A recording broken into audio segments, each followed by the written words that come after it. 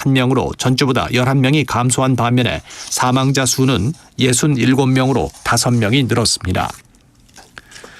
오늘은 전국이 대체로 맑겠지만 중부지방은 오후에 가끔 구름이 많이 끼겠습니다.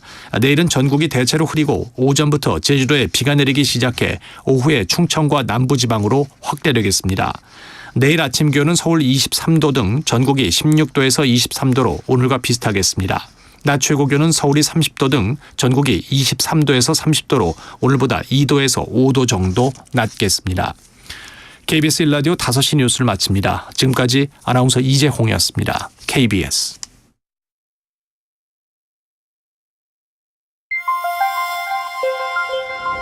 대한민국 중심 채널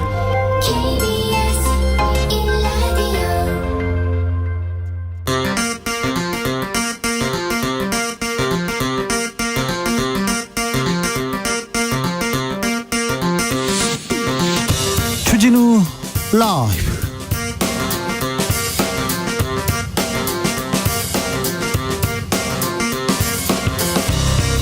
(2023년 6월 19일) 월요일입니다. 안녕하십니까, 주진우입니다. 대한민국 경제 1980년대 일본과 같은 저성장 늪에 빠졌다. 미국에서 박영선 전 장관이 경고하고 나섰습니다. 미중 갈등 격화되고 있는 상황에서 우리 경제는 어떤 길을 걸어야 할까요? 대한민국 외교는 어떤 길을 가야 할까요? 박영선 전 장관에게 들어봅니다. 한중 갈등 빨리 진화해야 할 텐데요. 싱하이밍 중국 대사 발언 논란 속에 중국으로 출국한 더불어민주당 의원들이 있습니다. 이 의원들을 두고 국민의힘에서는 형사처벌 가능성까지 거론하고 나섰습니다. 중국 티베트에 직접 다녀온 더불어민주당 김병주 의원에게 들어봅니다.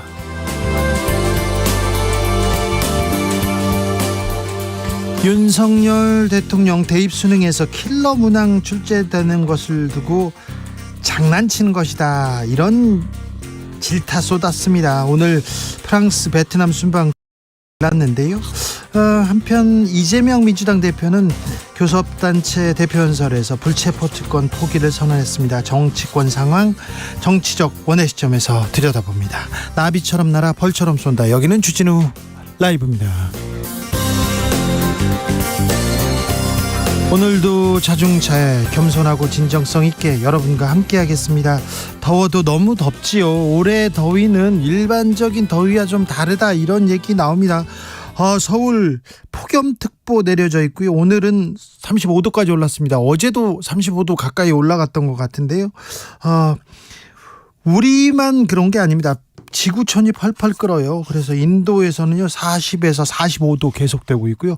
100명 넘게 숨졌다는 보도 나옵니다. 미국에서도 50도 가까이 올라간다고 하는데 일반적인 폭염과 다릅니다. 그러니까 더위 준비하셔야 되겠습니다.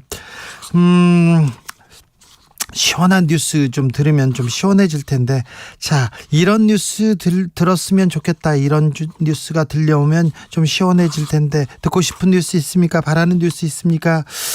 네, 누구 죽었으면 좋겠다, 이런 얘기 하지 마시고요. 어떤 뉴스 듣고 싶은지 보내주십시오. 샵 9730, 짧은 문자 50원, 긴 문자는 100원이고요 콩으로 보내시면 무료입니다. 그럼 주진우 라이브 시작하겠습니다.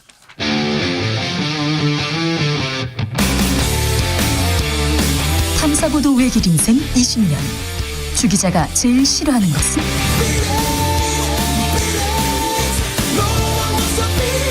이 세상에서 비리와 부리가 사라지는 그날까지, 오늘도 흔들림 없이 주진우 라이브와 함께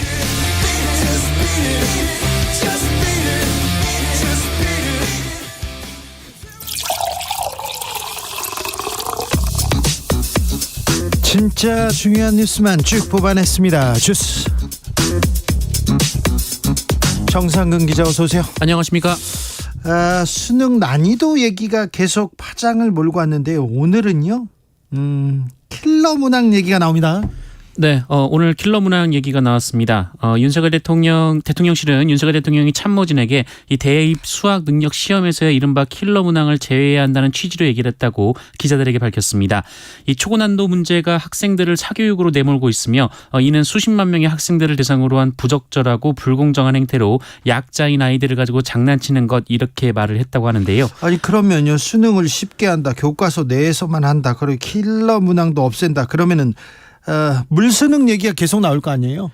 네, 하지만 그 대통령실에서는 킬러 문항을 배제하고 출제기법을 고도화하고 정성을 기울이면 변별력이 확보된 공정 수능이 가능하다 이렇게 밝혔다고 합니다. 킬러 문항은 아주 어려운 문제들 하나씩 숨어 있는 그런 문항을 얘기하는데 이걸 빼면 변별력 어떻게 따질래 할 때 기법을 고도화하고 정성을 기울이고 기울인다.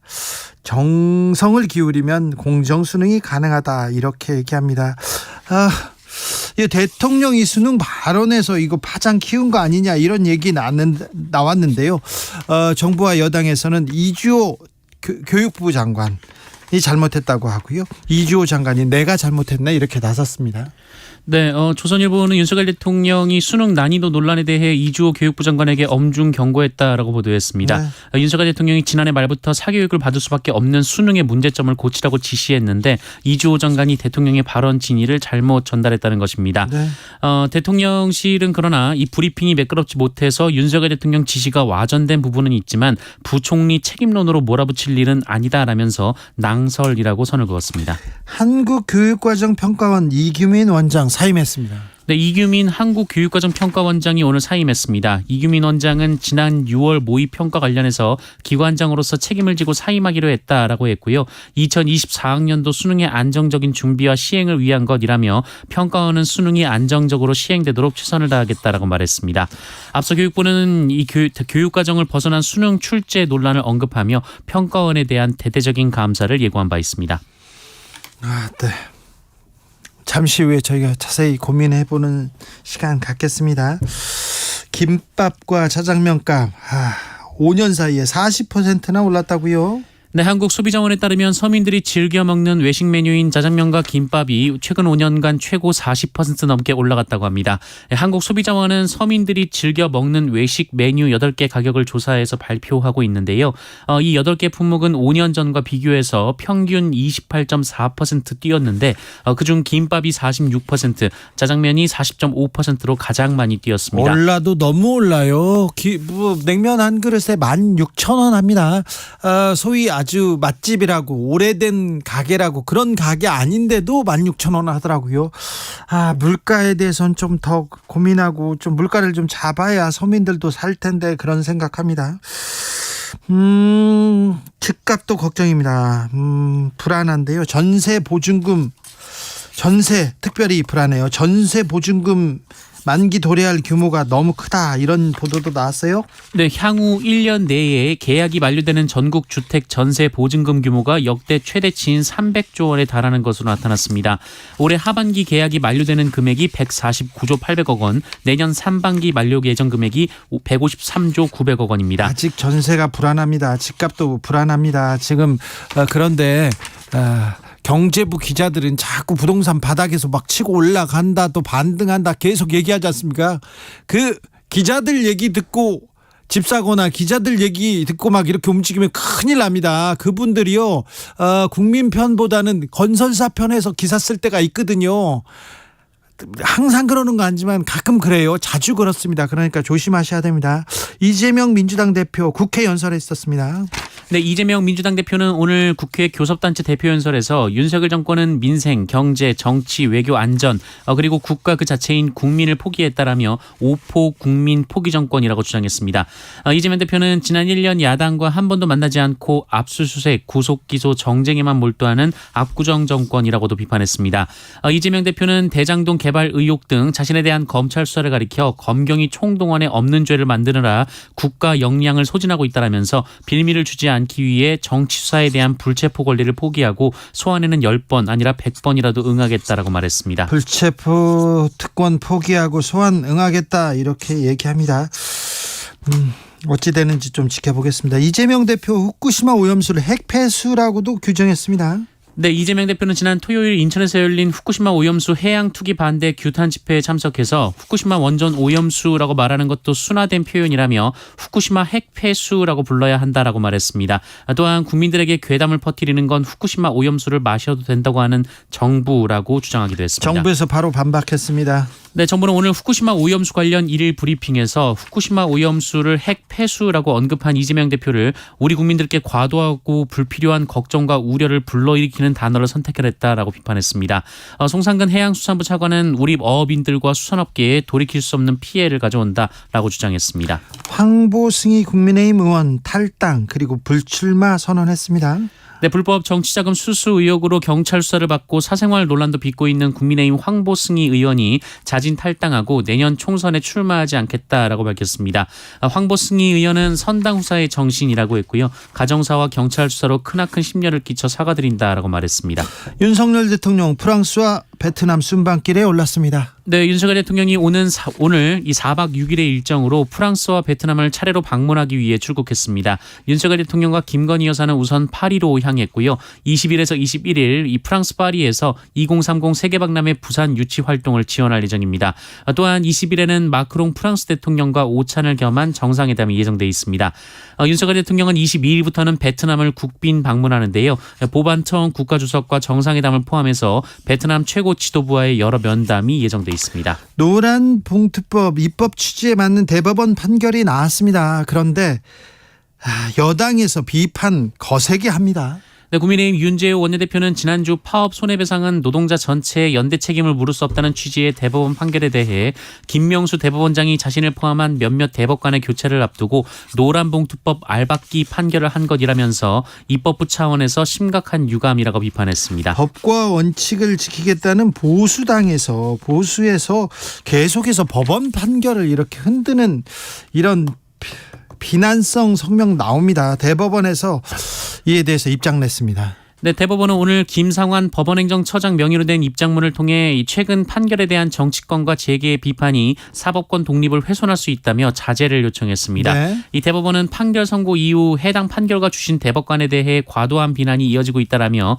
판결에 대한 다양한 평가와 비판은 귀담아 들어야 하지만 이 판결 취지가 오해될 수 있게 성급한 주장을 하거나 특정 법관에 대해 과도한 인신 공격성 비난을 하는 것은 받아들이기 어렵다라고 밝혔습니다. 사법부가 존중받아야 되는데 판결이 나오면 정치적 유불리에 따라서 이렇게 비난을 막 쏟아냅니다. 이거 굉장히 신뢰의 문제에도 크게 역행하는 일인데 그런 일이 좀 많아요. 그래서 걱정이 됩니다. 주스 정상근 기자 함께했습니다. 감사합니다. 고맙습니다.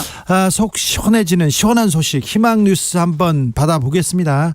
1300님께서 라면값 내려가서요 우리 동네 분식집 메뉴 가격도 내렸다는 뉴스 듣고 싶어요 이 얘기 나오는데 이건 뭐 해외 토픽감이 되지 않을까 이런 생각했는데 우리 동네 분식집 뭐 가격 내렸다 가격이 내리는 식당을 본 적이 없어가지고요 그런 라면값 내렸다 이런 것도 들어본 적이 없어서요. 9165님 학생들의 행복지수가 쑥쑥 올라간다는 소식 좀 들었으면 좋겠습니다. 그렇죠. 우리 학생들 저런 정글 같은 그냥 경쟁의 교실에 그냥 밀어 넣어놓고 살아남아라 이게 우리 교육제도의 현실인데 이걸 좀 바꾸긴 해야 될 텐데 어떤 근본적인 고민이 필요합니다. 8649님 첫 번째로 무역수지 흑자 났다는 소식 그래서 온 국민 경제 주머니 사정 좋아졌다는 소식 듣고 싶습니다. 그리고 주진우 라이브가 방송 연예대상에서 최우수 라디오상 받았다는 뉴스가 들려오면 좋겠습니다. 아유 좋겠네요. 시원하네요. 7137님께서 중국 시진핑 주석이 우리나라 경제협력을 위해서 방한한다는 소식 기다립니다. 우리 경제 걱정입니다. 맞아요. 이게 중요합니다. 조혜숙님께서 정치인들 상대당 욕하지 말고 여야 양당 앞다퉈서 일 잘한다는 뉴스 좀 듣고 싶어요. 제발 그런 뉴스 들은 지 좀 오래됐잖아요. 네. 상대당이 아니라 자기 당부터 잘해야 되는데 잘 모르겠습니다. 3857님 무조건 우크라이나 종전 소식 기다립니다. 어서 전쟁이 끝나기를 매일매일 기도합니다. 그곳 아이들의 평화를 두 손 모아 빕니다. 이렇게 주셨습니다. 네, 우크라이나의 평화를 빕니다. 주진우 라이브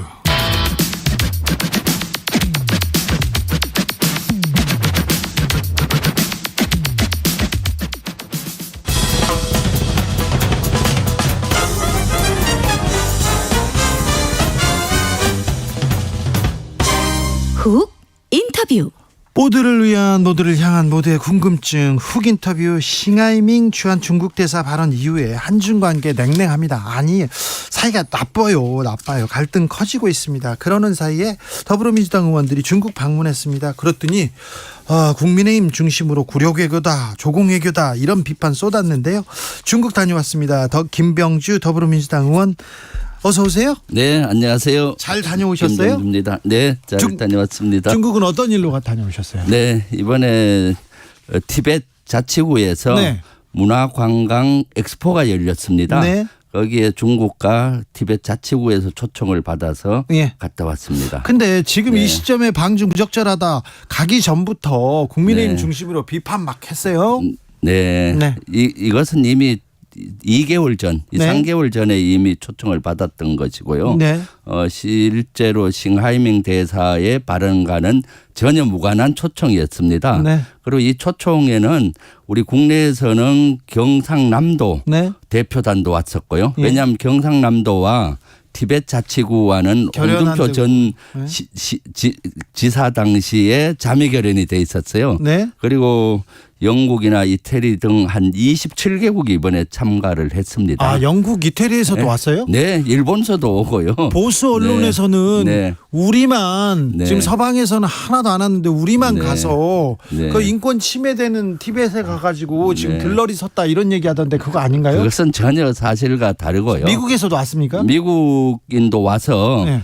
기조연설도 했어요. 아, 그래요? 네, 그래서 여기서는 정부 대표도 있고 예. 국회 대표도 있고 싱크탱크 또는 학자 여러 그룹에서 왔었고 네. 그 27개국은 티벳 자치구로부터 정식으로 저희들이 받았어요. 몇 개국이 왔는지 네. 보니까. 네. 국민의힘에서는 관광외교 하지 말고 지도부를 만났어야지 이런 얘기도 합니다. 네, 지도부도 만났죠. 지도부 사실은 만났어요? 예, 먼저 첫날은 베이징에 갔습니다. 네. 베이징에 가서 우리 국회에 의미하는 전인대회 리수광이라고 하는 교육과학문화보건위원회 주임 위원을 만났는데 이분은 네. 6년 동안 우리로 얘기하면 관광부 장관을 했고 네. 지금 우리로 얘기하면 국회 문체위원과 교육위원장을 하는 분이에요. 예, 예. 그럼 고위급도 만나고 또 외교부의 고위급도 만나고 예. 싱크탱크에도 갔었고요. 예. 교류협회에서도 가서 얘기를 나누었죠. 여러 가지에 대해서. 아, 그래요? 네. 그리고 나서 티벳으로 날아가서 엑스포에 참석한 겁니다. 네. 아, 네. 그렇군요. 네. 예. 중국 정부 초청으로 티베트 방문해가지고 패권주의 들러리 섰다. 네. 민주당이 그랬다. 그건 아니네요. 네, 전혀 사실과 다릅니다. 지금처럼 한중 관계가 경색될수록 더욱더 물밑에서 이러한 것들이 네. 해야 되는 것이고요. 이런 효과는 중국 외교부에서 대변인이 발표했잖아요. 네. 한중 관계가 어려운데 이렇게 다각적인 외교 활동 의원들이 하는 것이 도움이 됐다라고 얘기했고 브링컨도 또 우리 박진 장관한테 얘기도 했잖아요. 네, 네. 한중 관계 중요하니까 네. 실제 건강하고 성숙된 한중 관계 개선 노력을 지지한다라고 브링컨이 박진 장관한테 얘기했는데 우리 은 활동을 두고 한 얘기 같이 느껴졌어요. 네. 네. 아까 저희 청취자도 네. 그런 얘기합니다. 시진핑 국가주석이 왔다는 방한한다는 그런 뉴스 듣고 싶다고. 이렇게 한중 갈등 있는데 네. 냉랭한데 이럴 때일수록 대화해야 되지 않습니까? 당연하죠. 자, 네. 중국에서는 네. 이 싱하이밍 대사 발언 그리고 대통령 발언 어떻게 받아들이고 있습니까? 네, 싱하잉 대사 발언에 대해서는 특별히 언급이 없었습니다. 네. 그렇지만 한중 관계의 갈등에 대해서는 네. 너무 한국 정부가 가치 이데올로기 중심으로 보는 것 같다라는 견해는 비쳤습니다. 네. 그래서 더욱더 이렇게 갈등 구조로 가는데 중국 정부에서는 고위급들이 한중 관계 개선해야 된다. 네. 그리고 또 이러한 개선을 원하고 예. 그래서 우리도 요구를 했습니다. 지금 단체 관광을 중국이 우리 한국에 오는 거 막고 있지 않습니까? 네. 문제 되어 있는데 이런 걸 빨리 풀어라. 그렇죠. 그리고 또 그 얘기 해야죠. 네, 그걸 요구했고 예. 그다음에 이제 아이돌이라든가 한한령. 공연 네. 공연도 예. 서로 교환 공연도 많이 활성화하고 예. 이런 걸 풀도록 요구도 했었죠. 이런 예. 다양한 문제. 그래서 고위급들이 이것은 긍정적으로 봤고요. 그래요. 그래서 고위급들 또 한중 관계는 이미 31년 동안 깊은 관계가 있기 때문에 이런 어려움을 극복하고 좋은 관계로 가자는 취지의 얘기들을 했었죠. 가서 얘기는 네. 또 잘하셨네요. 네네. 조혜정님께서 티벳 인권 문제를 옹호하는 것처럼 비춰질 수 있다 이렇게 비판하던데 이 부분 어떻게 생각하세요? 이것은 차원이 다른 문제입니다. 네. 지금 사실은 우리가 중국의 대만 문제나 네. 티벳 인권 문제를 거론하는 것 자체가 사실은 한중 관계의 갈등의 고를 깊게 하는 겁니다. 네. 이번에 티벳에 한 것은 티벳 인권 문제와는 전혀 다른 관광 문화에 대한 엑스포입니다. 네. 예를 들어서 그렇게 따지면은 독일에서 엑스포가 열렸을 때 우리가 가면은 네. 독일이 나치 그거를 우리가 옹호하는 게 됩니까? 그건 우리 아니죠. 지금 부산 엑스포를 유치하기 위해서 노력하잖아요. 네. 유치된 많은 나라에서 고위급 손님들이 와야 이게 흥행이 되지 않습니까? 네네. 그런 차원인 것이죠. 아무튼 네. 네. 서방 사회는 하나도 서방 선진국은 하나도 안 가고 우리나라만 간 것처럼 이렇게 호도하는 사람들이 있는데 그건 아니다. 이건. 네, 전혀 아닙니다. 네. 거기는, 자, 네. 의원님 그 중국 가서 북한 문제에 대해서도 좀 이야기 나눠 보셨어요? 네, 저는 사실은 이 안보 분야에 궁금한 게 너무 많아서 네. 요구도 하고 확인도 했습니다. 네. 먼저 외교 고위급을 만났을 때 제가 요구한 게 있습니다. 네. 북한이 그날 또 미사일 2발을 쐈어요. 예. 그리고 그때 만나기 직전에 그런 미사일 도발을 했었는데 중국이 북한 이런 미사일 도발이나 이런 거 할 때 유엔 안보리 제재에 동참을 안 하지 않습니까? 네. 동참을 강하게 요구했습니다. 예, 의원님요? 왜냐하면 북한이 도발을 하게 되면 유엔 안보리 제재에 중국이 동참을 해야지 예. 동참을 안 하니까 우리 한국 국민들이 중국을 안보적으로 신뢰할 수가 없다. 그리고 동참을 하고 두 번째 요구사항은 제가 요구한 것은 북한을 비핵화하고 평화체계를 만드는 것이 절실하다. 네. 중국도 거기에 적극적으로 좀 해라. 네. 그러면은 저절로 한중 관계가 회복이 될 것이다 얘기했더니 중국에서는 북한 핵 보유지는 절대 용납을 못한다. 네. 북한을 비핵화하고 평화체제는 자기들도 적극 지지한다. 하지만 북한이 녹록하지 않아서 말을 잘 안 듣는 것 같다. 네. 이런 얘기를 하면서 북한과 중국이 유일하게 가장 그 견해 차이가 있는 분야가 핵 미사일 개발 분야다. 예. 중국은 극구 말리고 있는 중이다라는 반응을 보였죠. 예. 거기 한 발 더 나가서 제가 한중일 네. 세 나라의 정상회담이 원래 계획돼 있잖아요. 네. 우리가 주최하는데 네.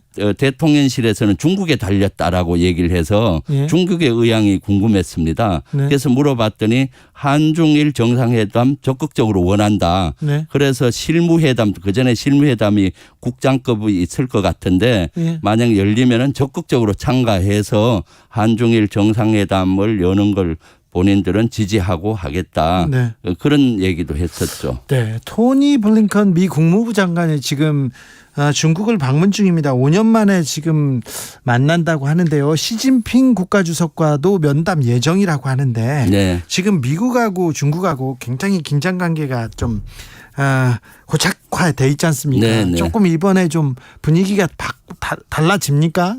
저는 많이 바뀔 거라고 봐요. 제가 궁금해서 물어봤죠. 예. 지금 우리 한미일 외교를 강화하다 보니까 예. 북중러 구도가 되지 않느냐 우려했잖아요. 네. 그럼 미국과 일본도 중국과 각을 세우는데 실제 물 밑에서는 어떤가 궁금해서 물어봤습니다. 네. 미국하고는 외부적으로는 갈등 구조이지만 내부적으로는 아주 실무 협상을 많이 한다고 해요. 예. 그리고 브링컨도 오고 예. 또 조금 전에 시진핑을 만났다고 합니다. 예. 그리고 곧 있으면은 정상회담까지 그 미국과 중국 정상회담까지 논의하지 않겠습니까? 예. 일본도 마찬가지 현재 중국과 관계는 안 좋지만은 물 밑에서는 많은 대화를 한다고 합니다. 지금 한미일 구조 속에서 우리가 중국과 계속 각을 우리만 세우고 있잖아요. 네. 그러다 보면은 낙동강 오리알 신세가 될 수가 있습니다. 우리가 그동안 교류했던 경제 분야의 공백들을 네. 미국이나 일본이나 다른 나라가 채워갈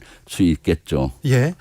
한미일 동맹 계속 외치면서 지금 한미일은 급속도로 이렇게 가까워지고 있습니다. 그런데 한미일 군사 동맹 이렇게 이루어지는 거에 대해서 중국은 네. 어떻게 생각합니까? 글쎄요. 거기에 대해서는 논의하지 않았어요. 아, 그래요? 네, 거기에 대해서는 저는 요구 사항만 했지. 아. 네, 예, 거기에 대한 의견 개진은 없었고요. 거기까지는 얘기 안 사실은 하시고. 한미일 동맹이라는 단어 자체는 저는 쓰기 싫어요. 네. 한미일 협력이죠. 네. 네, 얼마 전에 홍준표 지사가 거기 페이스북에다 한미일 동맹이라는 단어를 써서 그거 잘못된 동맹이라는 거다. 단어 쓰면 안 됩니까? 예, 예. 한미일 협력이죠. 자, 그러면 의원님 한미 동맹은 맞죠? 한미 동맹은 맞는데 한미 동맹은 좋습니다. 한미일 동맹을 쓴다는 거는 한국과 일본이 동맹이란 얘기 아닙니까? 네. 그래서 한미일 동맹이란 단어는 써서는 안 되는 거죠. 그래요? 네. 이게 한미 동맹은 써야 되고 네. 한미일 협력이죠. 네. 네. 사성 장군 출신 의원께서 한미일 동맹까지는 아니다. 일본은 믿을 수가 없다. 당연하죠. 일본은 독도에 대한 영유권에 대한 야욕을 가지고 있잖아요. 예, 예. 그런 나라와 어떻게 동맹이 될 수 있습니까? 그러네요. 예, 그래서 용어를 잘못 써서는 안 됩니다. 알겠습니다. 한미일 협력이지 절대 동맹이라는 단어를 써서는 안 되고 간혹 이런 걸 혼란을 일으켜서 쓰는 경우가 있어요. 지난번에 한미일 의원들 회의를 한 적이 있어요. 3, 4개월 전에. 예. 미국 의원 중에 한미일 동맹이라는 단어를 써서 제가 혼을 냈어요. 네. 그 단어 쓰면 안 된다. 그랬더니 뭐라고 해요? 그 받아들이더라고요. 그래요? 자신이 잘못 썼다고 그때 그 얘기를 했어요. 한미 동맹은 맞는데 한미일 동맹은 아직은 뭐 전혀. 아직은 아니라 앞으로도 안 됩니다. 네. 네. 근데 군사 교류를 그렇게 또 일본하고 하려고 하니까 좀 불안해요. 네, 그렇죠. 믿고 맡기기는 좀 믿고 맡길 수 있는 친구는 아니잖아요. 네, 그렇죠. 네. 한미일 동맹으로 가게 되면은 네. 북중로 또 구도가 되기 때문에 예. 동북아의 안보의 불안정성이 높아지고 네. 북한 핵 문제 풀기도 더 어려워집니다. 자, 한중 관계 계속 얽히고 설켰는데요. 이게 갈등 커지기만 했는데 어떻게 풀긴 풀어야 될 텐데. 풀긴 풀려고 돌파구를 내려고 또 지금 네. 의원님이나 민주당에서는 가신 거고요. 네. 자, 어떻게 이 한중 이 관계 좀 어떻게 해빙 무드로 만들어야 될까요? 이번에 사실 한중 갈등 구조가 깊어졌는데 네. 우리 민주당 의원들이 용기를 내서 가서 예. 저는 물꼬를 텄다고 봐요. 그래요? 앞으로 개선되려면은 윤석열 대통령께서 생각부터 바꿔야 됩니다. 그래요? 가치 중심의 외교를 부르짖잖아요. 네. 실용주의 국익 중심으로 가야 되는 것이죠. 그래서 국익 중심으로 가고 가치와 국익을 융합해서 이렇게 가야 되는데 가치 중심이라고 가다 보면 한중 관계를 풀기 어렵습니다. 네. 그래서 그런 생각을 바꾸고 지금 우리 민주당 의원들이 어렵게 물꼬를 텄으니 네. 윤석열 정부에서는 한중 관계 개선을 위해서 노력을 했으면 좋겠어요. 네. 아마 하게 될 겁니다. 왜냐? 미국에서 지금 급속히 미국과 중국이 좋아지고 있잖아요. 네. 미국에서 브링컨 대통령도 박진 브링컨 장관한테 국무장관이 우리 박진 장관한테 한중 관계 개선 지지한다고 했지 않습니까? 네. 그러니까 미국 말은 현재 윤석열 정부가 잘 듣는 경향이 있잖아요. 잘 들어야 된다. 그래서 네. 이 분야는 앞으로 저는 좋아질 텐데 좋아져야 좀더 돼요. 빨리 좋아져서 우리가 낙동강 오래할 신세가 되지 말고 네. 좀 더 우리의 운명은 우리가 스스로 개척해 가야 되겠죠. 일본 보십시오. 일본은 외교에서 한미일 강조하면서도 북한하고 대화하겠다고 하고 중국하고 각을 세우면서도 물밑에서는 엄청나게 대화하고 있거든요. 네. 경제, 민생, 수출을 위해서도 한중 관계 개선 시급한데 좀 걱정이 됩니다. 그런데 한국 축구 선수가 지금 중국에서 이렇게 구금돼 있고요. 또 중국에서 이렇게 막 한국을 괴롭힐 것 같아서 국민들은 염려합니다. 네. 그럴수록 대화를 해서 예. 우리 축구 선수 안타까운데 그런 것도 빨리 우리가 보호하고 풀려고 노력해야 되는 것이고 예. 자꾸 대화를 해야 뭔가 해결할 거 아닙니까? 네. 이렇게 한중 관계 갈등이 길어지면은 골이 더 깊어집니다. 골이 깊기 전에 네. 해결을 해야 되겠죠. 그 전에도 이제 중국 다녀시고 중국과의 관계 뭐 관시라고도 하는데 아는 사람도 있고 그럴 거 아니에요. 네. 의원님 좀 달라졌습니까? 중국이 우리를 대하는 자세나 생각이? 이번에 보니까 중국은 사실 중국과 우리 대한민국 관계를 개선하기 위한 의지가 강해 보였어요. 중국은요? 네, 예. 그래서 우리가 조금만 손을 내밀면은 네. 중국은 작고 여러 가지 경제라든가 서로 윈윈할 수 있는 분야가 많잖아요. 네. 그렇게 가야 된다고 봅니다. 알겠습니다. 여기까지 듣겠습니다. 김병주 더불어민주당 의원이었습니다. 감사합니다. 네, 감사합니다. 교통정보센터 다녀오겠습니다. 김민혜 씨. 네, 시각 교통 정보입니다. 월요일 퇴근 시간이 다가오면서 고속도로 이동량 늘었습니다. 곳곳으로 정체 이어지고 있는데요. 경부고속도로 서울 방향 오산에서 반포까지 총 21km 구간을 가다서다 반복하고 있습니다. 부산 방향은 한남에서 서초까지 정체고요. 금토 분기점 진출로 1차로에서는 고장난 버스를 처리하고 있어서 주의하셔야겠습니다. 서해안고속도로 서울 방향으로도 동군산 부근 2차로와 갓길에서 고장난 차를 처리하고 있고 또 발안에서 팔탄 분기점 사이로는 9km 정체입니다. 이후 매송휴게소에서 용담터널 다시 일찍 분기점에서 금천 사이로 더디게 지나고 있습니다. 영동고속도로는 인천 쪽으로 화성휴게소에서 새마을 부근 2차로에서 도로 관련 작업으로 인해서 둔내 나들목에서 새마을 나들목까지 정체입니다. KBS 교통정보센터였습니다.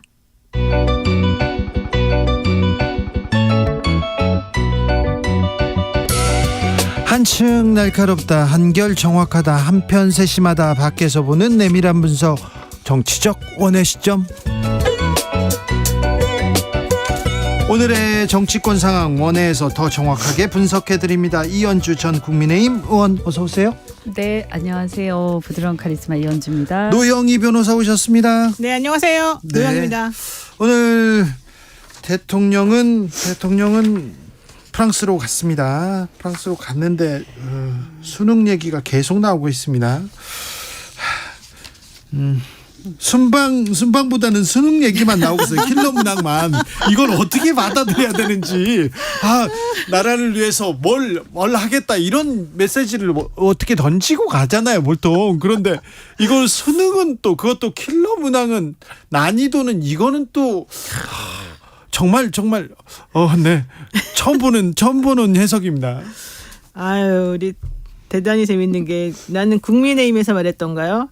조국 수사를 너무 열심히 해가지고 그쪽 전문가라고 말하게 입시 진짜. 전문가요. 이건 입시 또 전문가. 새로운 학설입니다. 그러니까 이준석 대표가 그러잖아요. 이재용 부회장 수사하면 경제 전문가, 박근혜 이명박 대통령 수사하면 통치 전문가, 댓글 수사하면 인터넷 전문가, 버닝썬 수사하면 유흥 전문가 아니야? 이런 거 이걸 페이스북에 올렸어요. 이준석 대표가. 네, 너무 웃겨가지고. 대표가 되게 재치는 있어요. 네, 재치 있는데 솔직히 국민의힘에서 이거를 좀 우리가 이해 못하는 바를 실드 치려다가 이렇게 된 거 아닐까. 네. 좀 너무 희화시켰다. 아이고 참. 그러니까 오히려 그 얘기를 안 안 했으면 했어야죠. 좋았을 텐데 얘기해가지고 더 웃음거리 만든 거죠. 아니 원래 말은 맞는 말이잖아요. 이렇게 쉽게 내서 사교육에 우리가 너무 힘쓰지 않도록 해라. 뭐 킬러 문학 때문에 너무 힘들게 하지 말아라. 뭐 이건 할 수 있는 말인데. 그렇죠. 네, 그런데 하시는 말인데. 대통령이 큰 문제, 큰 화두만 던지고 그렇지. 이렇게 해야 되는데 몇 걸음 더 가서 이건 출제하지 마라 이렇게 얘기하면서 이게 뭐라고 해야 되나, 실드 불가 차원까지 가는 거 아닌가 이런 그러니까. 생각. 근데 이럴 때는 실드를 안 쳐주고 차라리 좀 포인트를 다른 곳으로 돌려줘야 되는 거거든요. 근데 너무 충실하게 대통령이 한 말을 그냥 다 이렇게 옹호하려고 하다 보니까 오히려 지금 상황이 꼬인 것 같아요.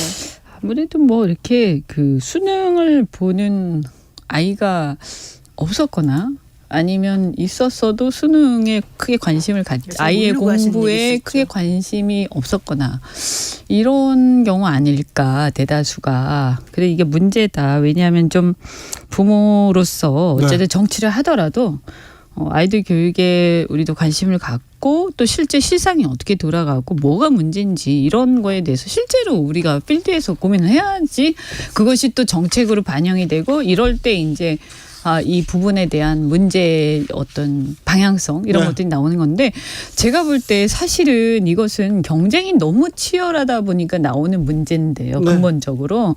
그러면 경쟁이 너무 치열한 이유가 뭐예요? 사실은 이런 거잖아요. 지금 일자리 문제하고 연결이 돼 있고요. 그다음에 대학에서 지금 도대체 요즘에 뭐 의대 열풍이 일어났다 이런 얘기를 하는데, 그럼 그런 어떤 보장된 직업 말고 어디가 도대체 어떤 비전이 있는지에 대해서 지금 현재 특히 최근 들어가지고 우리 사회가 어떤 분야에 대한 비전이나 이런 것들이 거의 이렇게 별로 공유가 되지 않는 굉장히 미래에 대한 희망과 비전을 얘기하지 않는 사회가 돼버렸어요.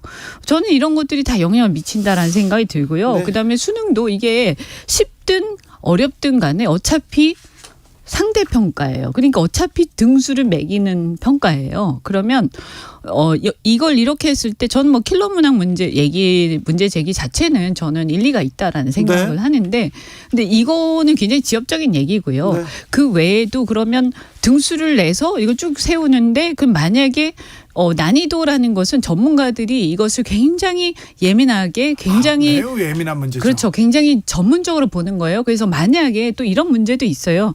너무 다 쉽게 내면 다 이제 변별력이 떨어지면 그럼 어떤 문제가 생기느냐? 예를 들어서 한 문제 실수를 하면 엄청나게 밑으로 떨어지는 거예요.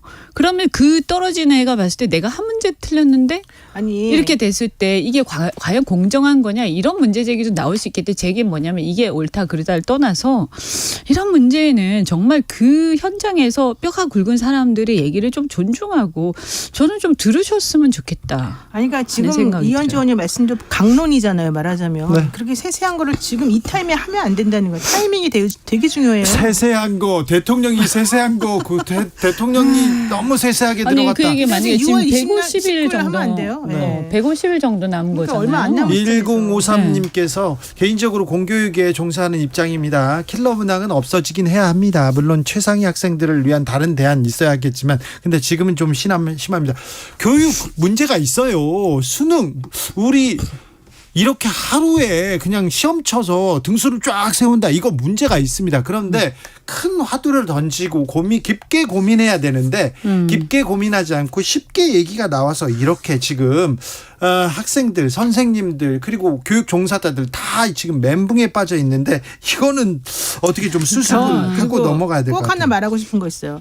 지금 그거에 묻혀가지고 이슈가 잘 안 되고 있는 거 하나가 뭐냐면 자사고, 국제고, 외국어 고등학교 또 유지한 데잖아요. 네. 저 외국어 고등학교 나왔거든요. 아, 그래요? 저희 고등학교 없어진다 그래서 사실 다들 슬퍼하기도 하고 뭐 좀 세워야 되는 거 아니라고 하기도 하고 여러 가지 방면이 있었지만 지난 정부 때 없앤다 그래서 저는 그걸 되게 반대했었어요. 왜 없애지? 그랬으나 어쨌든 정체적인 큰 흐름이나 이게 이제 옳고 그름을 따져가지고 그렇게 간 게 맞다고 하면 그렇게 가려고 했는데 또 갑자기 어떤 숙고나 이런 거 없이 대통령이 오늘 또 갑자기 대통령이 이제 교육부에서 존치시킨다고 하잖아요. 네. 그럼 왜 존치시킵니까? 그러니까 그런 것들에 대한 의사결정이 왜 숙고의 과정이 없이 이런 식으로 진행되는지 그렇죠. 모르겠어요. 네, 그래서 그리고 예를 들어서 저는 킬러 문항은 뭐 그 문제 제기에는 일리가 있는데 예를 들면 이런 문제에 대한 결론도 저는 그냥 내부적으로 얘기를 좀 해서 이거를 그 교육부라든가 교육 전문가들이 모여가지고 수기를 해서 어떤 결과로 나왔으면 좋겠어요. 왜냐하면 이렇게 되면 전문가들이 재량을 발휘하거나 자유롭게 토론을 할 수가 없어요. 지금 그래서 담당자들이 지금 사표를 계속 이렇게 던지고 있는데요. 아니면 경질되거나 아니 이렇게 뭐 계속 가면 잘못하면 시스템이 무너져요. 공교육 중심으로 가야죠. 수업 위주로 이렇게 수업 위주로 가야죠. 교과서 내서 출제하고 다 원론적인 얘기만 이렇게 해야 되는데 왜 갑자기 그런 얘기 나옵니다. 이 얘기는 또 저희가 두고 좀 고민해보는 그런 시간 갖겠습니다. 이 얘기 처음 나왔을 때 이거 큰일 났는데 아니요, 이거 지금 불안한데 생각했는데. 네, 근데 만호세 입학 때도 비슷한 문제가 있었고, 그 다음에 지금 노동부 그때 69시간 할 때도 그런 비슷한 얘기들이 있었고요. 지금 1년에 계속해서 이런 상황들이 반복되잖아요. 근데 이렇게 되면 장관을 비롯해서 우리 그 엘리트 관료들 어쨌든 여기에서 그분들의 문제도 있겠지만 그래도 그동안 수십 년간 여기서 고생해오신 분들이 더 이상 이제 대통령 입만 바라보고요. 더 이상 자신들이 소신껏 일을 하지 않게 돼요. 그러면 이게 나중에 심해지면 어떻게 되냐? 국가 시스템이 무너집니다. 지금도 나중에 일 안 하고 그냥 손 놓고 있게 돼요. 있어요. 이거 정말 조심해야 되는데 걱정이에요. 김성수님께서 특목고 자사고 존치 그냥 전 정권 반대로 하기 위한 거 아닌가요? 이런 얘기도 나옵니다. 민주당 이재명 대표는 오늘 국회 교섭단체 대표 연설을 했습니다. 어떻게 들으셨습니까? 이현주 의원님. 아니 이제 뭐 아무래도 지금 현재 이렇게 뭐 수사와 재판 이런 게 있다 보니까 네. 그랬는지 이 얘기만 먼저 나와요. 너무 이게 너무 많이 나와서 근데 사실은 불체포 특권. 네, 근데 이제 포기하겠다. 뭐 다른 얘기도 하셨는데 기사는 이것만 나오는 경향도 있는 거죠. 예, 왜 그러면 그건 당연히 그렇게 되는 거예요. 이제 기사의 어떤 우리 흐름상. 네. 그래서 저는 이 얘기 좀 하고 싶으셨어도 네. 조금 더 이런 상황에서 우리가 그러니까 정치를 어떻게 복원시킬 것인지 하고 좀 더 미래지향적인 정책에 대한 얘기만 하시고 요 얘기는 하고 싶으셨어도 좀 따로 하셨으면 어땠을까 하는 좀 아쉬움이 있어요. 왜냐하면 딴 얘기 하셨어요 분명히. 근데 다 묻혀가지고 그런 얘기가 안 나와요. 네. 그리고 다 이걸로 이제 그러다 보니까 본인의 어떤 지금 수사받는 상황, 재판받는 상황 이런 것들이 더 부각되는 그런 게 있는 거예요. 그리고 사실은 바람직하지 않죠. 왜냐하면 이 상황은 우리가 분명히 토론도 하고 우리 사회에서 사실 지금 정치가 이렇게 되는 것 저 문제의식이 저도 있지만 그럼에도 불구하고 야당의 교섭단체 대표 연설은 저는 이 야당 대표가 하는 것인 만큼 민주당의 그러면 지금 민주당이 생각하는 어떤 정책적 대안, 비전 이런 것은 무엇인지 좀 궁금하거든요. 사실 국민들도요. 네. 그런 얘기를 주로 하셨으면 좋았을 텐데 하여튼 이게 가려져서 좀 안타깝다. 네, 제가 네. 대신 해드릴게요. 오늘 이재명 대표가 했던 말은 민생과 경제, 정치, 외교, 안전을 포기했다. 5포. 뭐 이렇게 말하면서 국민을 결국 포기한 정권이다 이렇게 말한 거잖아요. 이 부분에 대해서는 많이 공감하는 바입니다. 그리고 이제 그 불체포 특권 관련해서는 사실은 국회의원으로서 지금 검찰의 수사가 적법하지 않고 편파적이고 잘못되었다라고 주장하는 입장에서 이런 특권을 내려놓기는 쉽지는 않았을 것 같아요.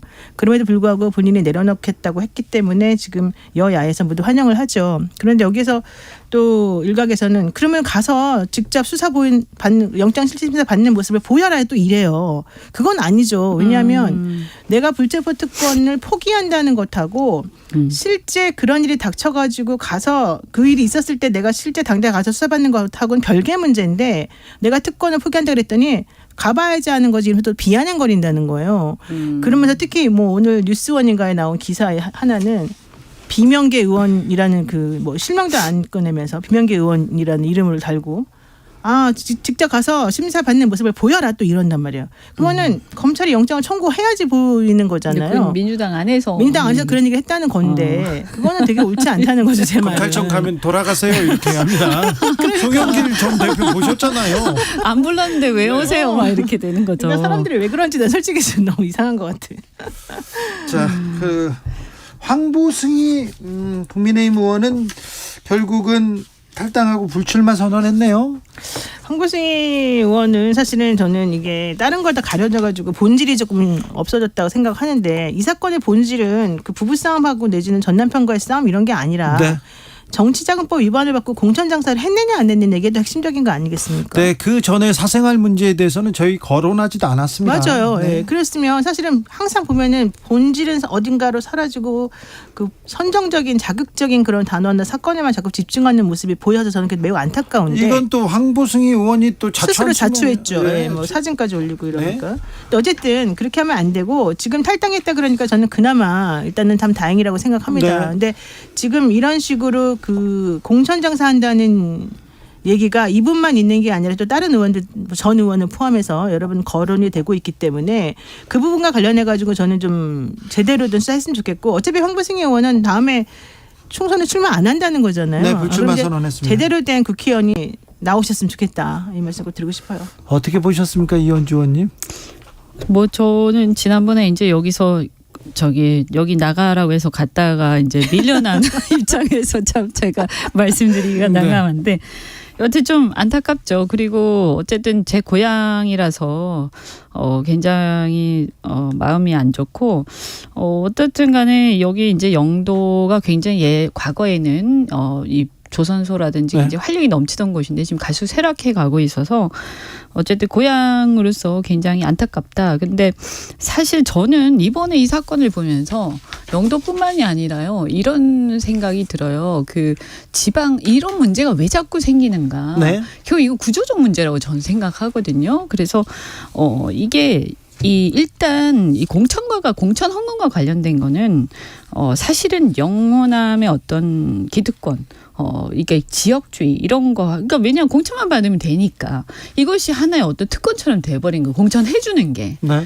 그래서 이런 거를 지금 개혁을 해야 되는데 어쨌든 저는 개인적으로는 그 어떤 그 시구위원들 공천권을 국회의원에 행사하는 것 이거를 공천권을 뭐 광역은 몰라도 전 기초는 저는 개인적으로는 포기해야 된다라고 네. 생각하는 입장이고 또 영호남의 어떤 지역주의 이런 것들이 좀 타파돼서 어떤 영남에서도 민주당도 되고 다른 야당들도 되고 그 다음에 호남에서도 여당도 되고 다른 당들도 되고 이런 게 좀 서로 경쟁이 있으면 이런 게 좀 좋아질 텐데 결국 선거제도 개혁하고 맞물리는 거예요. 네. 그리고 이제 이게 지역 소멸 얘기를 제가 했는데 이게 산업이 쇠퇴되니까 사실은 이건 잘 모르시는 분들이 많은데 제가 지방 가서 보니까 이런 고질적 문제가 있더라고요. 주택 건설 이게 산업이 쇠퇴되다 보니까 그 산업이 다 소멸된 그 자리에 뭐가 이제 경제가 뭐로 돌아가기 시작하냐면 주택 건설하고 네. 관급공사 네. 그다음에 예산으로 이렇게 유지되는 네, 그런 동네가 많죠. 그게 이제 지자체가. 사실은 지금 영호남이 다 그런 문제에 지금 봉착해 있는데 그러다 보니까 어떻게 되냐 인허가나 이런 특혜가 굉장히 중요해지는 거예요. 네. 그게 아니면 살아남을 수가 없어요. 그러다 보니 그럼 뭐예요? 정치권하고 이런 이제 건설회사나 이런 유착. 쪽하고 유착이 계속 발생하게 되고 서로 공생하는 상황이 오는 거예요.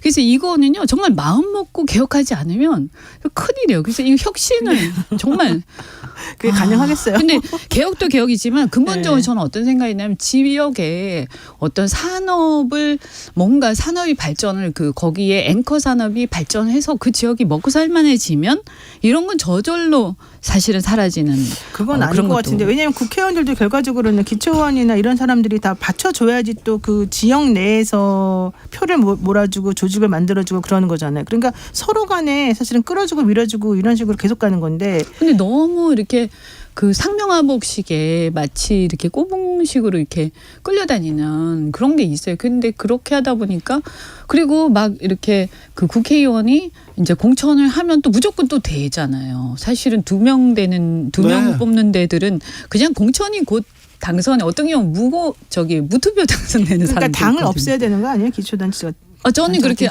저는 그렇게 생각해요. 그러니까 그 공천을 그러니까 제가 조금 정확하게 말씀 못 드렸는데 정당 공천제를 없애야 된다라는 거죠. 기초는 네. 뭐 광역까지는 모르겠지만, 근데 과거에도 그런 얘기 계속 나왔는데. 사실 막상 하려고 그러면 또 기득권이 잘 안 놔지는데 이번에 이런 폐해들이 많이 발견이 된 만큼 네. 저는 좀 국회에서 이거 정당 공천제 한번 좀 손봤으면 좋겠다. 손봐야 되는데 김장현님도 공천제 개혁이 답입니다. 여기에 답이 있는데요. 안 고칠 거예요. 네. 고양이 먹에 방울밖에 네. 아니겠어요? 네. 자, 국회의원들이 자기네들 특권 내려놓는 거 하는 거 보셨습니까? 선거 앞두고 좀 눈 부릅뜨고 좀 잘하는지 좀 지켜봐야 됩니다. 그래서 잘하는 사람 뽑아주고 잘못하는 사람들을 이렇게 떨어뜨리고 이렇게 투표권 잘 행사해야 됩니다. 투표 날만 사실은 국가의 주인이 국민이에요. 안 그러면 그 사람들이 다 해먹습니다. 보세요.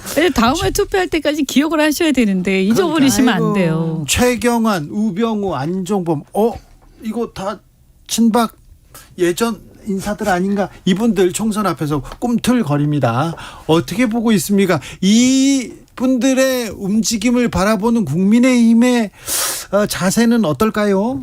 근데 저는 좀 애매한 것 같아요. 지금 현재 대통령 중심에는 이재호뿐만 아니라 그 이명박계 사람들이 되게 많이 포진돼 있다 그러잖아요. 예. 근데 지금 우리 앵커님이 말씀하신 분들은 대부분 다 친박계 라인이잖아요. 예, 지금요. 옛날에 친박계하고 그 친이명계하고 다 좀 사이가 안 좋았고 이랬다는 게 되게 네. 알려져 있는 사실인데 그러면 이분들이 꿈틀거린다는 거는 좀 내부적으로 뭔가 좀 서로 다른 얘기가 오고 가고 기류가 바뀐다 뭐 이런 뜻으로 받아들여도 되는 거예요?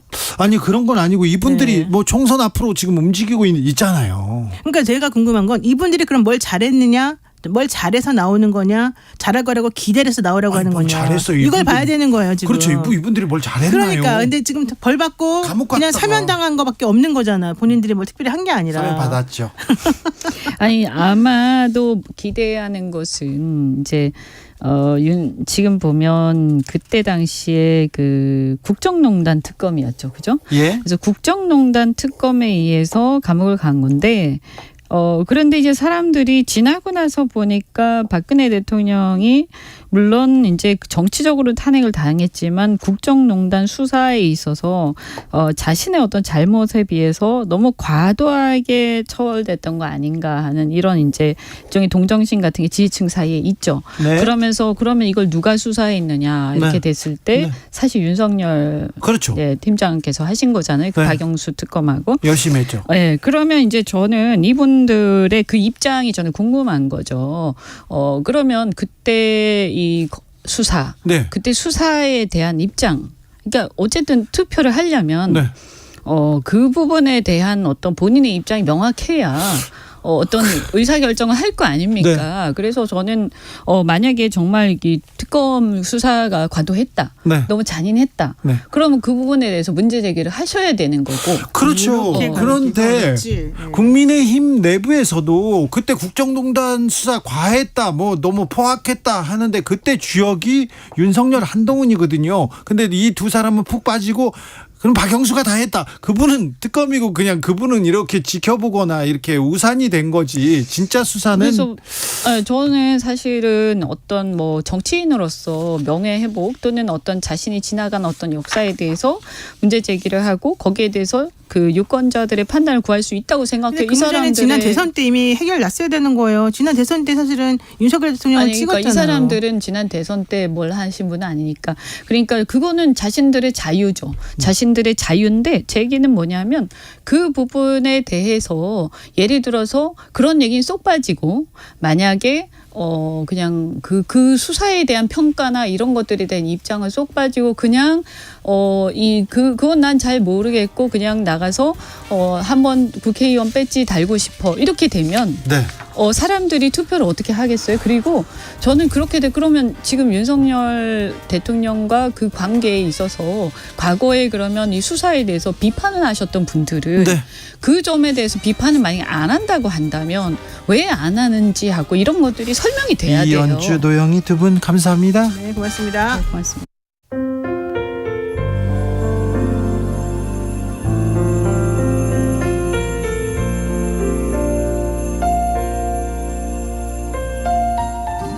KBS 라디오 연중기획 희망충전 대한민국 539번째 이야기.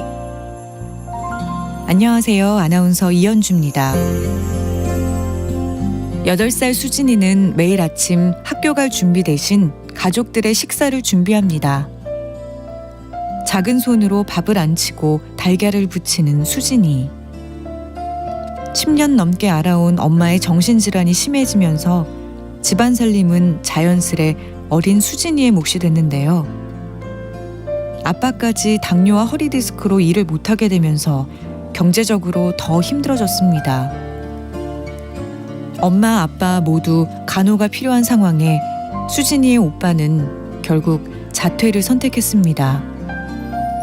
매일 한 공간에서 힘든 시간을 보내고 있는 수진이 가족.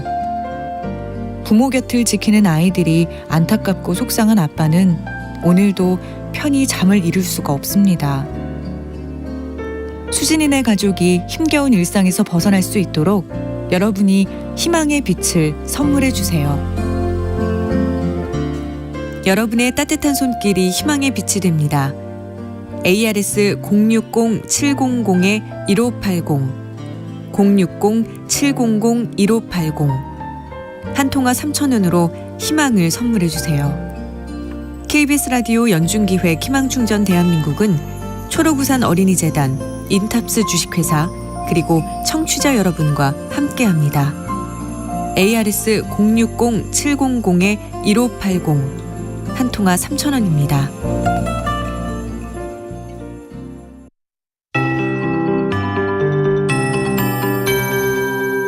KBS 58분 날씨.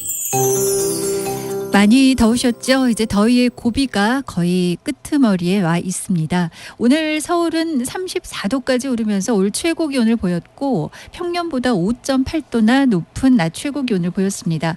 전주의 기온이 35.4도를 기록하면서 전국에서 가장 높았는데요. 오늘은 이렇게 많은 지역으로 폭염이 이어졌고요. 현재 지금 폭염특보 상황을 보면 아직까지도 서울과 경기, 강원 내륙 그리고 일부 전라권으로 폭염주의보가 남아 있는 상황입니다. 내일은 그래도 비 소식이 오고 이 폭염의 기세가 누그러들 전망인데요. 내일 비는 서해상에서 다가오는 저기압의 영향이고요. 현재 정체전선은 제주 남쪽 먼해상에 위치해 있기 때문에 이 정체전선이 일요일 이후 점차 북상할 가능성이 있어서 장맛비는 좀 더 이후에 시작이 될 것으로 보입니다. 오늘은 구름이 많은 가운데 오존 농도가 저녁 시간에도 좋지 않겠습니다. 경기, 인천, 충남의 오존 농도 현재 좋지 않아 오존주의보 내려져 있고요. 오늘 저녁 시간에는 중서부 지역, 내일은 서쪽으로 오존 농도 나쁘고 전권역에 미세먼지 농도 청정하겠습니다. 내일 오전에 제주도부터 비가 오겠습니다. 내일 오후부터 충청과 전라, 밤부터는 그 밖에 전국으로 비가 오겠고요. 내일 오후 경기나 강원의 빗방울이 점점 떨어지기 시작하면서 모레는 전국적으로 비가 온 뒤 밤에 대부분 그치겠고요. 비가 내리면서 대부분 기온이 30도 이하로 조정되겠습니다. 최영우였습니다. 정성을 다하는 국민의 방송 KBS가 6시를 알려드립니다. AM 711kHz, FM 97.3MHz, KBS 1라디오입니다. HLKA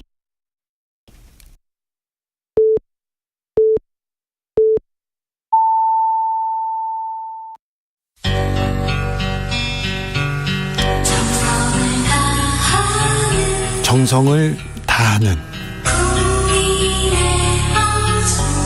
국민의 방송 KBS 주진우 라이브 그냥 그렇다고요. 이 시각 라디오 정보센터 뉴스입니다.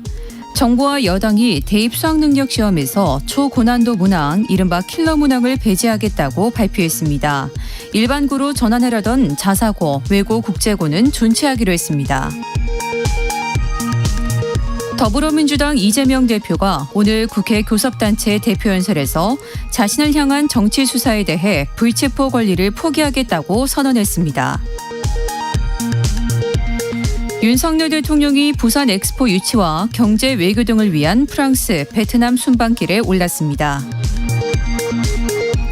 시진핑 중국 국가주석이 오늘 오후 중국을 방문 중인 토니 블링컨 미국 국무장관을 만나 면담을 시작했습니다. 현재 미중 관계에 대해 평가하고 관계 개선 방안에 대해 의견을 교환할 것으로 보입니다. 지금까지 라디오 정보센터 뉴스 정한나였습니다.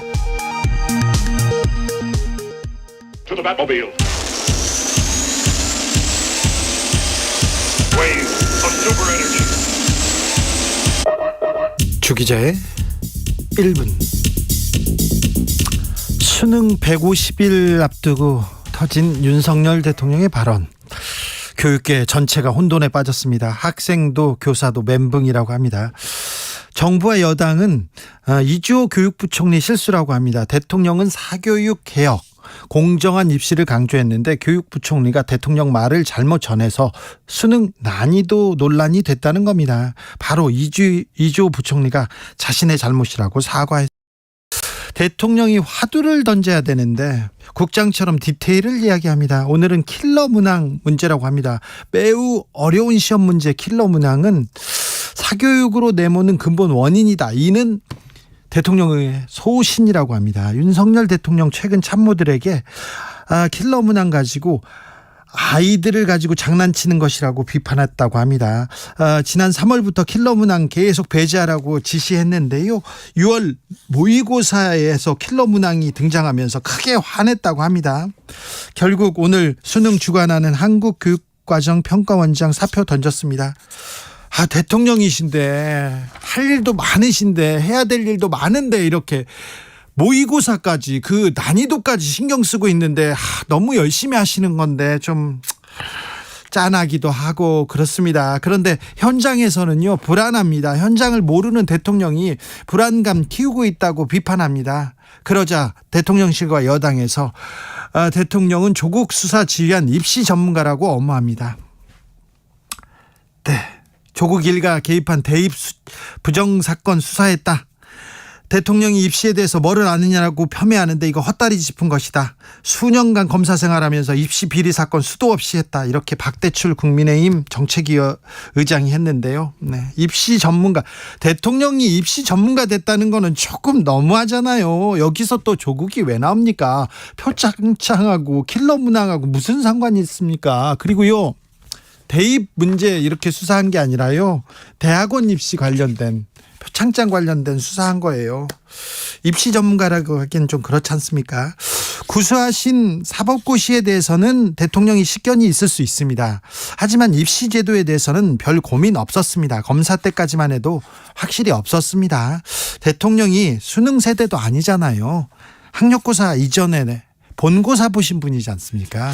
그런데 여기까지 와가지고 수능 문제에 대해서 난이도 이제 얘기를 하고 있는데, 아니 참모들은 뭐 하고 계신지 자꾸 입시 전문가라고요? 예.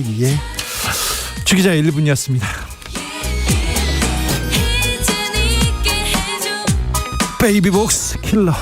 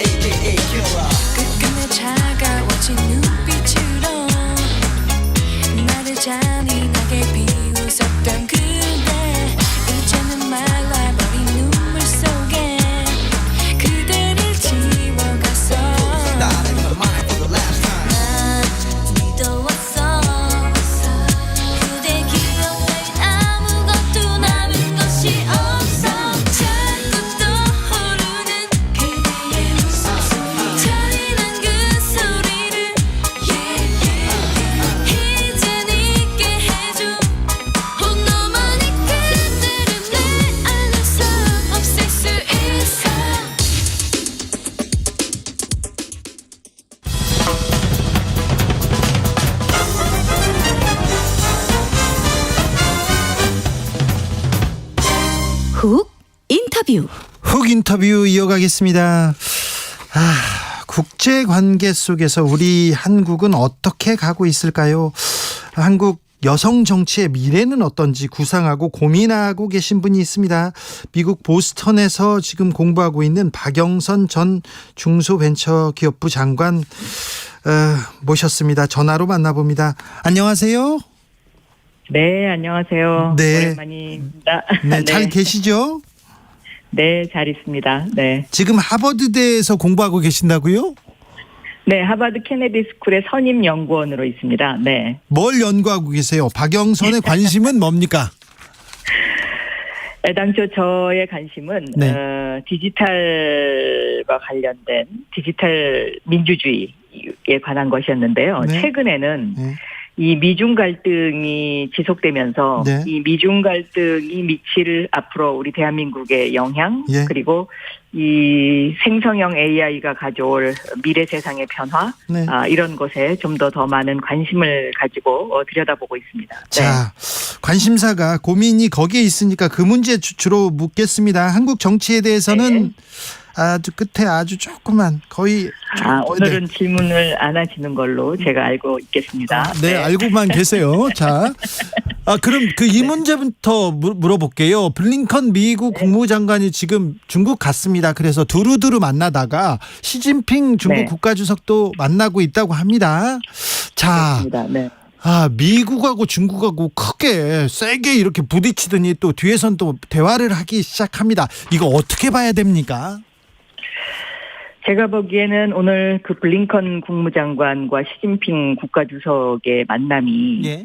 앞으로 미중 관계에 어떤 변화가 감지되는 것 아니냐 이렇게 보고 있습니다. 네. 그동안 이제 디커플링에서 디리스킹으로라는 그러니까 위험을 최소화하자. 우리가 중국하고 싸우려는 것은 아니다라고 그 설리반 보좌관이 그 바이든 대통령의 보좌관이 지난 4월 27일 날 앞으로의 그 미국이 어떠한 방향으로 나갈지에 대한 연설을 한 적이 있는데요. 네. 이 연설에서 시사하는 것들이 굉장히 중요한 대목들이 많이 있습니다. 그러니까 첫째, 더 이상 이제 미국이 자유무역주의를 추구하지 않겠다. 우리는 보호무역주의로 갈 것이다라는 것이고요. 두 번째가 이제 바로 이 대중관계, 디커플링에서 디리스킹으로 우리가 어떤 커다란 변화를 모색하고 있다. 그리고 세 번째가 그동안에 미국이 주도했던 오일 이코노미에서 신재생 에너지, 그러니까 클린 에너지 경제로 가고 이러한 클린 에너지 경제로의 그 변화 속에서 미국이 앞으로 공공 민간 투자에 약 3조 5천억 달러를 투자할 것이다. 이렇게 크게 세 가지로 구분을 할 수가 있겠는데요. 오늘 이 블링컨 국무장관과 시진핑 주석의 만남은 지난 4월 27일 날 미국의 백악관에서 천명한 대중국에 관한 그런 어떤 태도 변화의 하나의 그 시작이다라고 볼 수가 있겠습니다. 그래서 오늘 만남의 결과에 따라서 우리 대한민국도 이 중국과의 관계를 어떻게 가져가야 되는지에 대해서 상당히 깊은 고민과 지혜가 필요하지 않나 저는 이렇게 보고 있습니다. 네. 지금 한중 관계 굉장히 급속도로 냉각돼 있고요. 지금 또 그렇습니다. 거친 말이 왔다 갔다 합니다. 거기다가 윤석열 대통령까지 이렇게 참전이라고 해야 되나 말을 꺼냄으로써 지금 중국과의 관계 그런데 한중 이렇게 갈등은 어떻게 풀어야 됩니까? 그리고 한국은 중국과의 관계 어떻게 그 조금 풀어 나가야 됩니까? 사실 미국이 디커플링에서 디리스킹으로라는 이런 어떤 그 변화를 이야기하는 것을 보면은요. 네. 이 디커플링이라는 것은 현실적으로 불가능한 상황이었습니다. 왜냐하면 지금 미중 간의 어떤 그 무역 규모가 약 7천억 달러에 달하고 있거든요. 이제 우리나라 돈으로 하면 이게 약 90조 원 규모입니다. 네. 네, 대한민국 입장에서 봤을 때는 대한민국 전체 수출 물량의 약 25%를 중국이 차지하고 있지 않습니까? 네. 그런데 이 부분이 이제 얼어붙기 시작하니까 지금 한국이 무역 적자가 지속적으로 나고 있는 것입니다. 네. 유럽도 마찬가지입니다. 유럽도 중국과의 어떤 그 거래에 있어서 중국 노출도를 보면 이 노출도가 미국이 4.2%라고 했을 때 독일은 9.9%, 그러니까 거의 한 미국의 2배 정도 되죠. 네. 그렇기 때문에 이 중국과의 어떤 그 수출과 관련된 무역 부분을 단칼에 자를 수가 없는 그런 상황입니다. 네. 이러한 것은 과거에 그 미소 갈등이 있었을 때, 그러니까 미소 냉전 시대에는 블록 정제였기 때문에 민주주의 국가는 민주주의 국가끼리, 공산주의 국가는 공산주의 국가끼리 무역을 하는 그런 형태였기 때문에 이것이 단칼에 자를 수 있는 상황이었지만 지금 2001년도에 WTO에 중국이 가입한 이후에는 통합경제 체제로 지금 전 세계가 돌아가고 있기 때문에요. 네. 이 중국이라는 존재 자체를 어떤 칼로 이렇게 탁 도려낼 수 있는 이런 상황이 절대 될 수가 없는 상황이기 때문에 네. 앞으로 중국과 미국의 관계도 저는 이렇게 그 상당히 지금 그 냉전이 아니냐, 신냉전이 아니냐라는 그런 시각이 있긴 합니다만은 이렇게 얼어붙다가 이제 하나씩 둘씩 서로 실타래를 풀어가듯이 풀어가는 방향으로 갈 것이고요. 예. 특히 우리나라 이 한국의 입장에서는 무역 적자 문제를 어떻게 해결할 것이고 이 대중국에 수출했던 이것의 대체 시장을 어떻게 찾을 것이냐. 이것이 경제정책의 굉장히 중요한 요소가 돼야 된다. 그리고 이것을 심각하게 생각하지 않으면 앞으로 한국 경제도 굉장히 힘들어집니다. 그래서 이런 상황이라서 지금까지 그 우리가 취한 대중국 관계를 한 번쯤 우리도 여기서 점검해볼 필요가 있겠다. 그리고 블링컨 국무장관이 중국을 방문하기 전에 박진 외무장관에게 뭐라고 넌지시 뭔가 그 메시지를 전달한 것으로 제가 그렇게 알고 있습니다. 한중관계 잘 풀으라고 얘기했어요. 그렇죠. 네. 네. 그래서 이번에 이 계기를 통해서 한국의 외교 정책 그리고 한국의 대중관계도 한 번쯤 짚고 넘어가야 된다. 저는 이렇게 보고 있습니다. 네. 거친 외교전을 벌이면서도 밑에서는 얘기하고 만나고 그래야 되는데 민주당 그렇습니다. 의원들이 그 중국 가서 그 의원들 만나겠다고 가는데 그걸 가지고 굴욕 외교다, 조공 외교다 이렇게 비난하고 있습니다. 그러니까 정부 여당에서는 좀 관계 개선을 위해서 나서는 듯한 모양새도 지금 보이지 않는데요. 외교는요. 예. 저는 구부러진 활처럼 해야 된다고 생각하고 있습니다. 네. 그러니까 활을 쏠 때는 쏘지만 네. 그 활을 쏘기 직전까지는 늘 뭔가 우리가 구부러진 그 둥근 활의 그 모양처럼 예. 그런 방향으로 외교를 하는 것이 국익을 위해서 좋고요. 네. 그리고 외교의 가장 기본은 첫째가 국익입니다. 네. 그러니까 이것이 과연 우리 대한민국의 국익에 맞느냐 안 맞느냐 이 기준으로 모든 것을 봐야 하지 않을까. 예. 저는 이렇게 생각하고 있습니다. 네. 네. 장관님 얼마 전에 힐러리 클린턴 만났더라고요. 네. 좀 친하십니까 두 분? 제가 이제 힐러리 클린턴이 조지타운 대학교의 여성평화안전연구소의 파운더로 있는데요. 네. 이 조지타운 대학교의 여성평화안전연구소와 럭크펠러 재단이 공동 주최하는 세계 여성 리더 정상회의가 매년 열리고 있습니다. 거기에 초대받아서 이탈리아의 벨라지오를 다녀왔었습니다. 네. 가서 별다른 일은 없으셨고요.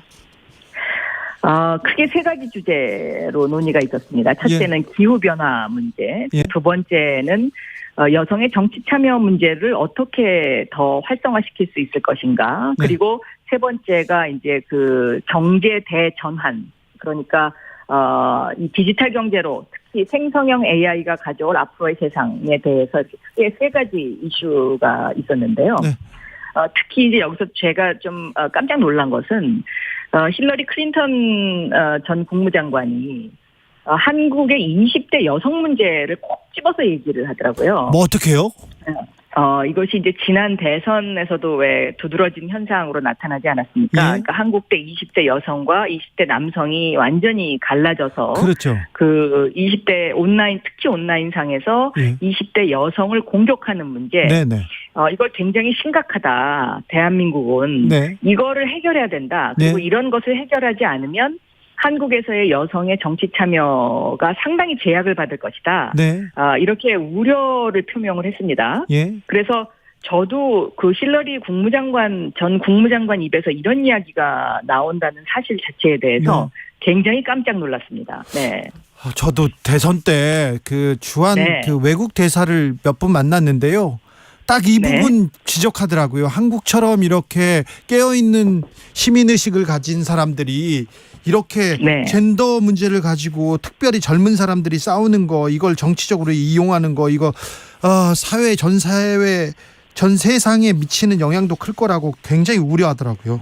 네, 같은 흐름의 지적이었습니다. 네. 네. 자, 근데요. 네. 카멜라 해리스 미국 부통령은 대선에 안 나옵니까? 현재로서는 나오기 힘들어 보입니다. 제가 이제 힐러리 국무장관한테 네. 다음번 대통령은 누가 될 것으로 생각하느냐라고 질문을 했었습니다. 그랬더니 뭐래요? 그랬더니 그냥 단숨에 바이든 딱 이렇게 나오더라고요. 그래요? 그래서 이 바이든이 지금 노령이라서 그 여러 가지로 좀 그런 문제가 있다라는 그런 지적이 나오고 있는데 네. 혹시 카멜라 해리스에 대해서는 어떻게 생각하느냐 이제 제가 이렇게 질문을 했거든요. 예. 그랬더니 굉장히 그 묘한 대답을 했는데요. 첫째, 이제 부통령이라는 자리가 굉장히 어렵다라는 예. 전제 조건을 달았고요. 예. 그리고 두 번째는 뭔가 내가 보기에도 공정하지 못한 대우를 받고 있는 것처럼 보이긴 한다. 아, 그래요? 그러나, 예. 그러나, 바이든 현재 대통령이 과거에 오바마 대통령 밑에서 부통령을 했을 때, 네. 그 부통령으로서 오바마 대통령으로부터 받았던 미션이 있다. 예. 그 똑같은 미션을 지금 카멜라 해리스에게도 바이든 대통령이 주고 있는 것이다. 예. 이렇게 이야기를 했거든요. 그러니까 이 이야기는 뒤집어서 말하면 지금 그 카멜라 해리스가 그 부통령이 하고 있는 일들이 매우 어렵고 그다음에 편하지 않는 것들이다라는 이제 이런 이제 지적들을 많이 하는데 그거를 바이든 부통령은 오바마 대통령 밑에서 똑같이 해냈다. 그러니까 카멜라 해리스 부통령도 똑같이 해내야 될 거다. 그것은 그 사람의 어떤 역량의 문제이다. 이렇게 해석을 할 수가 있겠죠. 네. 그래서 그런 것으로 봤을 때 현재로서는 카멜라 해리스 부통령이 다음번 대선에 나오는 것은 힘들어 보인다. 이렇게 생각하고 있었습니다. 네. 네. 바이든이 된다고요? 트럼프는 아니고요? 트럼프 얘기는 없던가요? 트럼프와 싸워서 거기서 굉장히 분패를 했다고 생각하고 있는 사람이 바로 힐러리 네. 국무장관이지 않습니까? 네. 그런데 이 힐러리 국무장관이 본인이 그런 이야기를 하지 않았지만 실제로 이 세계 여성 그 리더 정상회의에서 어떤 이야기가 나왔냐면 만약에 그 당시에 트럼프 대통령이 당선이 안 되고 힐러리 국무장관이 당선이 됐다면 지금의 미국의 모습은 그보다 훨씬 더 나아지지 않았을까. 이런데 이제 거기에 모였던 여성 리더들이 다 의견에 일치를 했는데요. 네. 거기서 미국의 모습이 더 나아지지 않았을까에 대한 그 의미는 무엇이냐면 실제로 미국이 트럼프 대통령이 됨으로써 전 세계적으로 국가적 그 리더십을 상당히 많이 잃어버렸다. 그리고 지금 이런 어떤 미중 관계의 갈등으로 몰아간 것도 그때 바로 트럼프 대통령 시절이었고 그 정책이 실패했다. 이런 의미이고요. 트럼프 대통령이 그 당시에 한미 FTA도 재협상을 해야 된다. 뭐 이런 이야기를 상당히 많이 하지 않았습니까? 네. 그런데 우리는 그 문제를 갖다가 그렇게 심각하게 받아들이지 않았었는데요. 그 한미 FTA를 재협상해야 된다는 그 당시 트럼프 대통령의 의미는 미국이 그동안 추구했던 자유무역주의, 그러니까 신자유주의에 대한 반성과 이제 더 이상 이 자유무역보다는 보호무역으로 가겠다는 하나의 암시였던 것으로 보입니다. 네. 그래서 지금 우리 대한민국도요. 그 자유무역주의에서 보호무역주의로 바뀌는 어떤 이런 미국의 정책에 대해서 대항할 수 있는 새로운 경제 전략을 저는 짜야 된다라고 생각하고 있습니다. 그런데 네. 현재 지금 윤석열 정부의 경제팀의 어떤 그런 그 전략을 보면 네. 과거의 미국의 자유무역주의 시대의 그 전략을 그대로 고수하고 있거든요. 네. 그렇기 때문에 이것은 저는 다시 우리가 경제 전략을 수립할 필요가 있겠다 이렇게 생각하고 있고요. 네. 또 한 가지는 그 미국이 현재 그 세금, 특히 법인세를 더 이상 이제는 깎아줄 수가 없다. 왜? 법인세를 깎아줌으로써 미국의 중산층이 붕괴했다. 그리고 낙수 효과는 더 이상 존재하지 않는다라는 것을 천명했습니다. 지난번 그 설리번 연설에서요. 네. 근데 이것이 이제 지금 현재 대한민국 정부가 추구하고 있는, 지금 현재 대한민국 정부는 계속 세금을 깎아주다 보니까 네. 좀 세수에 문제가 생기고 있지 않습니까? 네. 그런데 이렇게 세수에 문제가 생기는 이 문제가 결국은 대한민국 중산층에게 악영향을 결과적으로 끼치게 됩니다. 네. 그래서 이런 어떤 전반적인 경제정책의 점검, 윤석열 정부의 경제정책의 점검이 필요한 시점이 아닌가, 저는 이렇게 보고 있습니다. 네. 하버드에서 윤석열 대통령이 특강하는데 그때 그 배낭 메고 있는 장면이 참 인상 깊었습니다. 그러셨습니까? 네. 네. 자, 거기에서 그 강연 들으니까 어떻습니까? 그리고 멀리 떠나서 이제 한국 정부, 한국 정책을 보니까 어떤 생각 듭니까? 크게 두 가지인데요. 하나는 미국이 지난 30년 소련의 멸망 이후에 지난 30년 동안 우리가 너무나 패권주의를 추구했구나. 예. 그러니까 힘으로 밀어붙이는 민주주의를 추구함으로써 이라크 전쟁이라든가 그다음에 아프가니스탄 사태에 대한 실패에 대해서 크게 지금 반성하고 있고요. 예. 또 하나는 조금 전에도 말씀드렸지만 미국이 추구했던 지난 30년간의 자유무역주의에 대한 반성. 이것이 지금 어떤 새로운 미국의 흐름입니다. 그리고 이제 이러한 흐름 속에서 대한민국에 대한 어떤 위치, 이것에 대해서 미국이 지금 어떻게 인식을 하고 있냐면, 지난 1985년도에 프라자 협정을 통해서, 그 당시에 일본의 엔화를, 어떻게 인위적으로, 평가를 절상시킴으로써 일본이 그 이후에 상당히 지난 30년 동안 힘들었습니다. 예. 그리고 그 당시에 1985년도에 일본에서 생산하는 반도체에게 관세를 부과해서 일본의 반도체가 미국으로 들어오는 것에 대해서 제약을 가했었는데 네. 이 틈을 비집고 이제 우리나라가 삼성이 반도체를 만들기 시작해서 지난 30년 동안 우리 대한민국이 어떻게 보면 그 기회를 많이 활용을 한 거죠. 네. 그런데 지금 2023년 이 시점에서 봤을 때 1985년도에 일본이 당하던 미국으로부터 일본이 당하던 그 모습이 지금 우리 한국이 그것을 당하고 있다. 이렇게 해석하시면 우리가 가야 할 방향이 과연 무엇인지에 대해서는 청취자 여러분들께서도 짐작이 가실 것이다. 이렇게 생각하고 그러면 우리는 지금 중국한테도 치이고 지금 미국한테도 당하고 있네요. 미국한테도 어떻게 보면 은근히 미국이 지금 한국을 그동안에 우리가 상당히 한국이 많이 컸구나. 너네 이제 그렇게 많이 컸으니까 우리가 좀 너희한테 규제를 가해야 되겠다. 이제 이런 어떤 그런 태도다라고 뭐 그렇게 이해하시면 앞으로의 우리의 정책이 어떻게 나가야 될지 이것은 뭐 거의 좀 영향관하지 않을까 이렇게 생각합니다. 무너졌던 한미 동맹 공고하게 뭐 세웠다. 이제 진짜 혈맹이다, 동맹이다 이렇게 얘기 나오는데 사실 좀 들여다보면 또 꼭 그런 것만도 아니네요. 그러니까 한미 간의 동맹은 굳건히 하되 네. 그 동맹을 함으로써 우리가 더 이 국익과 관련해서 어떤 부분을 더 파고 들어가야 되는지 이것을 이제 잘 들여다봐야 되는데 그 부분이 한미 동맹이 군사 동맹에서 경제 동맹 이제는 첨단 기술 동맹으로 확대됐다면 이 첨단 기술 동맹에서 특히 세 가지 분야 양자 컴퓨터 제가 이제 중소벤처기업부 장관하면서도 계속 강조했던 분야인데요. 양자 컴퓨터, 바이오, 우주 산업 이 세 가지 분야에서 미국과의 어떤 그 첨단 기술 동맹을 좀 더 강화함으로써 저희가 얻을 수 있는 경제적 이익과 앞으로의 미래 이 부분에 더 박차를 가해야 된다. 저는 이렇게 보고 있습니다. 송병록님께서 미국 상황을 알기 쉽게 이해하는 시간이라 좋습니다 얘기했는데 짧게 간단하게 몇 가지만 물어볼게요.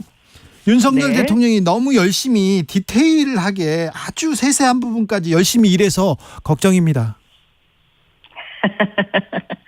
네. 때때로 이제 그런 부분, 그러니까 특히 이제 그 대통령의 메시지, 대통령의 메시지는 좀 더 굵고 미래지향적으로 갈 필요가 있지 않을까 그렇게 생각하고 있습니다. 네. 이런데도 민주당이 존재감을 하나도 보이지 못하고 있어서 걱정입니다. 네, 저도 마음이 많이 아픕니다. 제가 우리 민주당이 그 미래를 생각하는 메시지를 좀 더 강하게 그리고 더 개혁 드라이브를 걸어야 된다고 했는데 지금 이제 뭐 이재명 대표가 더 이상 불체포 특권을 갖다가 이제 하지 않겠다 뭐 이렇게 메시지를 냈습니다.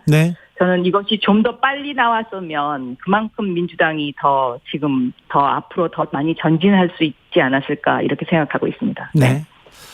이동관 특보 언론계 출신이어서 잘 아시겠지만 이동관 특보가 돌아온다고 해서 걱정입니다. 글쎄요. 저는 이제 그런 자세한 부분까지는 제가 멀리 미국에 있는 관계로 자세히는 잘 모르겠습니다. 그리고 오늘은 국내 정치 이야기는 안 하기로 그렇게 우리가 이야기를 했기 때문에 여기까지 들을까요, 그럼? 그 정도 선에서 네. 그래도 그 얘기는 한마디 해줄 줄 알았는데. 자, 박영선 전 중소벤처기업부 네. 장관입니다. 건강하시고 조심하시고요. 네. 정치 피로, 사건 사고로 인한 피로, 고달픈 일상에서 오는 피로. 오늘 시사하셨습니까? 경험해보세요. 들은 날과 안 들은 날의 차이. 여러분의 피로를 날려줄 저녁 한 끼 시사. 추진우 라이브.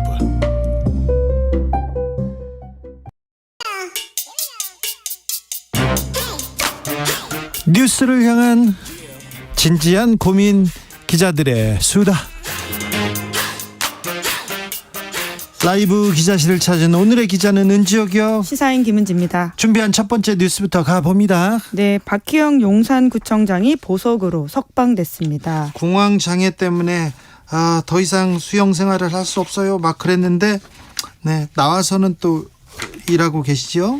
네, 이태원 참사 관련해서 박 구청장이 지난 1월에 구속 기소된 바가 있는데요. 네. 구속 5개월여 만에 풀려났습니다. 저기 주민 소환제가 추진된다는 소식도 있습니다. 네, 한국일보가 관련 보도를 하고 있는데 용산구 주민 200여 명으로 구성된 시민단체 용산시민연대가 박 구청장을 주민 소환하는 방안을 검토하고 있다라고 하는데요. 네. 2007년에 도입된 제도이거든요. 네. 지방자치단체장 등 선출직 공직자를 투표로 임기 만료 전에 해직시킬 수 있는 제도입니다. 국민 소환, 주민 소환입니다. 네, 그런데 이제 임기 개시가 1년이 지나야지만 가능하기 때문에 이제 박 구청장이 지난해 7월 1일 임기 시작해서 다음 달부터는 그 대상자가 된다라고 합니다. 그런데 주민 소환 얘기가 이태원 참사 때 그리고 그 이후에 없었어요. 그런데 갑자기 이 얘기가 지금 들려오는 이유가 뭡니까? 네, 아무래도 이제 박희영 구청장의 여러 가지 행보 때문에 비판을 사고 있는 지점이 있는데요. 네.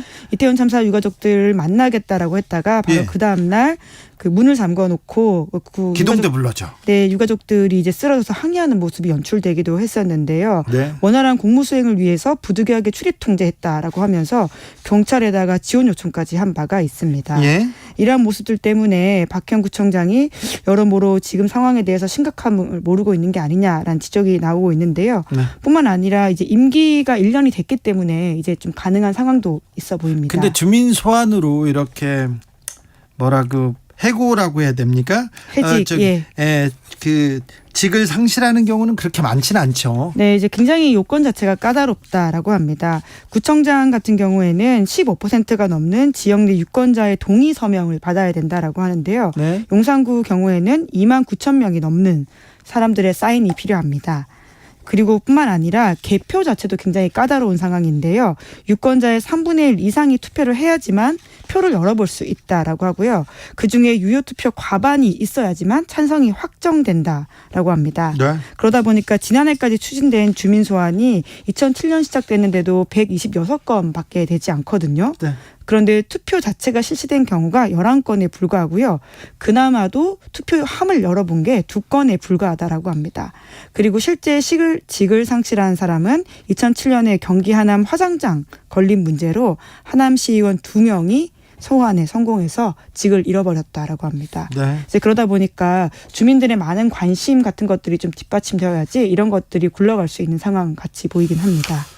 박희영 구청장은 구치소에 수감돼 있을 때도 이렇게 1,000만 원 넘는 월급을 가져갔다 이런 얘기도 계속 나왔습니다. 그런데 공황 장애가 있어서 수용생활 어렵다고 하는데 구정은 어떻게 살필 건지 그런 얘기도 있었고요. 먼저 용산에서 이태원 참사 유가족들 만나겠다 했는데 또 여기에서 또 입장을 바꾸고 있어서 계속 두고두고 관심사가 될 것 같습니다. 용산구는 어떻게 되는지 좀 주민들이 좀 안타깝네요. 다음 뉴스로 가보겠습니다. 네, 한 현직 판사가 최근 대법관 임명에 대해서 공개적으로 목소리를 냈습니다. 자, 어떤 내용입니까? 네, 김명수 대법원장이 이번 달 9일에 새 대법관 두 사람을 임명했는데요. 네. 권영준 서울대학교 법학전문대학원 교수 그리고 서경환 서울고법 부장판사입니다. 네. 윤 대통령한테 임명 제청을 했고요.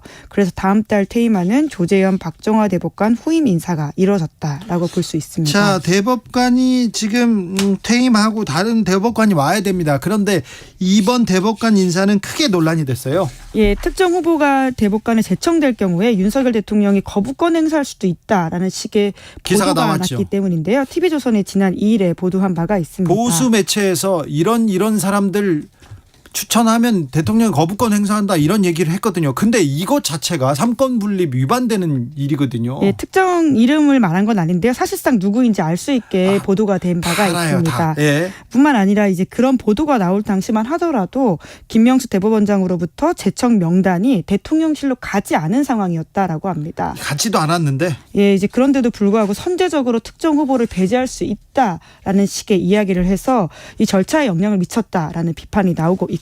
이게 전에 없던 일이고요. 지금 그 법원 인사권에도 영향을 미치는 일입니다. 그래서 현직 판사가 공개 비판했습니다. 네, 말씀처럼 상권 분립 어긋난다라는 지적이 언론에서는 계속 나왔는데요. 사법부에서 공개적으로 이름을 걸고 목소리가 나온 건 처음이다 보니까 네. 이목을 끌고 있습니다. 뭐라고 했습니까? 예, 대통령실과 대법원장 모두 비판했습니다. 수도권 지역법원의 A 판사인데요. 글 제목이 걱정과 참담 사이라고 해서 법원 내부망에 글을 올렸습니다. 네.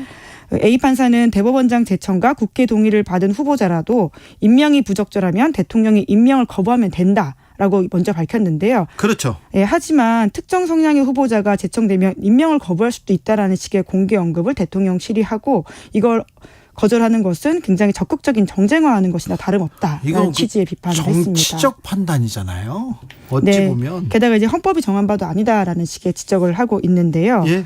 뿐만 아니라 김명수 대법원장도 비판했습니다. 뭐라고요? 사법부 수장답게 적극 대응하지 못했다라고 하는 것인데요. 네. 대통령실에 적절하지 못한 조치에 대해서 그것을 지적하지 못했다라는 식의 비판을 했습니다. 그렇죠. 예, 과거에 김병로 전 대법원장이라든지 미국의 존 로버츠 미국 연방대법원장 같은 경우에는 문제가 있으면 목소리를 냈다라고 예를 들고 있는데요. 네.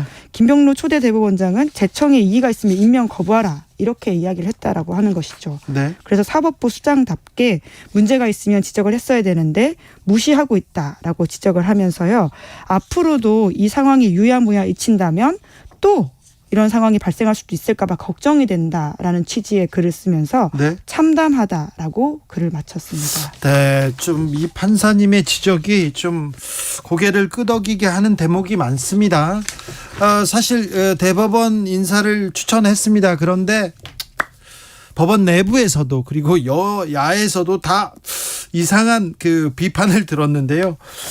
만약에 김명수 대법원장은 그 원하는 사람을 제일 좋은 사람을 추천하고 그거에 따라서 대통령이 어떤 결정을 하는지 지켜보는 것이 맞았을 텐데 그렇게 했겠죠. 그냥 타협한 거 아니겠죠. 정치적으로 타협한 거 아니겠죠. 그런데 아무튼 이번 논란 많은 부분을 생각하게 합니다. 사법부가 이렇게 그 갈등을 종결하는 그런 역할이 있어야 되는데 요즘은 갈등이 또 벌어지는 그런 뉴스가 있어서 일부 또 흔드는 것도 있어요. 보수 언론에서 김명수 대법원을 계속 흔들고 있어요. 근데 그 언론사는 어떤 언론사인지 아세요? 양승태 대법원하고 쿵짝하고 기사 대신 써주고 광고 대신 내주고 그랬던 데지 않습니까? 가장 편파적이고 가장 사법부를 이렇게 농락했던 데에서 농락했던 언론사가 조선일보입니다. 조선일보에서 김명수 대법원을 강하게 정치적이라고 비판하는 것 자체가 저는 너무 웃겨요. 감히 어디서 그런 생각 해봅니다. 마지막으로 만나볼 뉴스는요? 네, 오늘도 많이 더웠는데요. 네. 올해 6월이 역사상 가장 더운 날이 될 수도 있다고 합니다. 올해는 일반적인 더위하고 좀 다른 것 같습니다. 네, 한국말의 일이 아니다라는 이야기가 나오고 있는데요. 네. 이미 지난 1일부터 11일 6월 기준만 하더라도 네. 전 세계 곳곳에서 가장 더운 6월이 기록되고 있다라고 합니다. 네. 시베리아만 해도 40도 육박한다라고 하고요. 네. 여러 가지 상황들 때문에 그런 올해가 역사상 가장 더운 해가 될 확률이 현재로서는 12%다. 이렇게 미국 해양대기청도 밝히고 아예 있다고 합니다. 12%라고 이렇게 얘기한다고요? 네. 와, 근데 5월, 6월 지금 역대급입니다. 네, 이미 기록 갱신한 것도 있는데요. 올해 더위가 이미 지금으로도 역대 10위 안에 드는 것은 거의 확실하다라고 하고요. 네. 5위 안에 들어갈 가능성도 매우 크다라고 합니다. 아이고. 네, 이거 참 걱정이에요. 예, 무엇보다 기후위기 영향 때문에 이러한 더위가 된다라고 하는 게 여러모로 걱정되는 지점이라고 할 수 있습니다. 기후위기 영향이라고요? 폭염이? 네, 그렇습니다. 그렇기 때문에 더욱더 적극적인 기후 정책 펴야 된다라는 이야기들이 전 세계에서 나오고 있는데요. 네. 유엔 사무총장은 지금의 기후 정책으로는 지구 평균 온도가 2.8도 올라서 대재앙이 벌어질 것이다라는 걱정을 하고 있습니다. 네. 그러면서 석유, 석탄, 가스는 땅에 남겨두고 재생 가능 에너지에 대한 투자를 대폭 늘려야 된다. 이렇게 호소를 하기도 했었는데요. 재생에너지 좀 투자하자 이렇게 얘기합니다. 우리도 정책 기조를 그쪽으로 잡아야 되는데. 네, 근데 이미 이달 초 지구 표면의 대기 온도가 사상 처음으로 산업화 이전보다 1.5도 올랐다라고 하는데요. 1.5도는 마지노선, 상한선 뭐 이런 얘기 있었잖아요. 네, 아주 심각한 숫자입니다. 2015년 파리 기후 협정을 통해서 국제사회가 설정한 지구 온도 상승의 상한선, 그리고 기후 변화 최후의 방어선이라고 합니다. 날이 이렇게 덥다고 폭염으로 사람들이 죽고 있어요. 불이 꺼지지 않고 있어요. 정말 심각한 상황입니다. 네, 그러다 보니까 이제 파리 기후 협정이 깨지는 상황을 막아야 된다라는 이야기가 나오고 있는데요. 네. 지금 이제 1.5도 올라갔다라는 게 단순히 이제 해프닝으로 끝나면 될 텐데 이게 수십 년간 지속이 되면 심각한 상황이 될 수도 있다라고 하는 것인데요. 하지만 이렇게 되는 것들이 이미 숫자적으로 많이 나오고 있기 때문에요. 불안감이 더욱 더해지고 있습니다. 그 기후 변화에 관한 정부 간 협의체라고 해서 IPCC라고 하는 게 있는데 여기서 이제 지구가 1.5도 상황이 더 올라가면 앞으로 폭염, 폭우, 가뭄이 몇 배씩 더 올라갈 것이다라는 말이 나오고 있습니다. 폭염만 문제가 있는 게 아니라요. 생각해 보세요. 지난해 8월 8일 기억합니다. 하루에 그냥 하늘이 구멍 난 것처럼 비가 쏟아졌잖아요. 와, 이런 비가. 그래서 뭐 저는 출근을 하는데 2시간이 아니라 4시간 걸리고 막 그랬었어요. 그래도 퇴근도 마찬가지였고 그런 일이었었습니다. 그리고 지금 폭염 이후에 산불 계속되고요. 미국에선 토네이도 있었고요. 그다음에 가뭄 당연히 따라올 거고요. 폭염은 폭우를 그리고 가뭄을 데리고 오는데 이 지구적 재앙 심각한데 이걸 어떻게 극복해야 되는지 참 뭐라도 실천해야 되는데. 네, 이런 기후위기가 특히 약자들한테 더욱더 가혹하다라는 점에서요. 그러니까요. 심각한 대응이 필요해 보입니다. 그러니까요. 심각하네요. 네, 기자들의 수다 시사인 김은지 기자 함께했습니다. 감사합니다. 네, 고맙습니다. 교통정보센터 다녀오겠습니다. 김민혜 씨. 네, 이 시각 교통정보입니다. 먼저 서울시내 간선도로 사고 구간 있습니다. 동부간선도로 의정부 쪽 노원교에서 수락 지하차도 사이 3차로에서 추돌 사고나 처리를 하고 있고요. 서부간선 지하도로 성산 방향 금천 나들목에서 2km 부근 2차로에서도 추돌 사고나 처리를 하고 있어서 차로 변경에 주의하셔야겠습니다. 고속도로는 경부고속도로 부산 쪽으로 한남에서 서초 사이로 정체고요. 금토 분기점 진출로 1차로에서는 고장난 버스를 처리하고 있습니다. 이후 죽전에서 수원까지 속도 떨어집니다. 영동고속도로는 강릉 쪽으로 반월 터널에서 둔대 분기점 사이로 정체고요. 양지 터널 부근 1차로에서는 고장난 승용차를 처리하고 있어서 주의하셔야겠습니다. KBS 교통정보센터였습니다.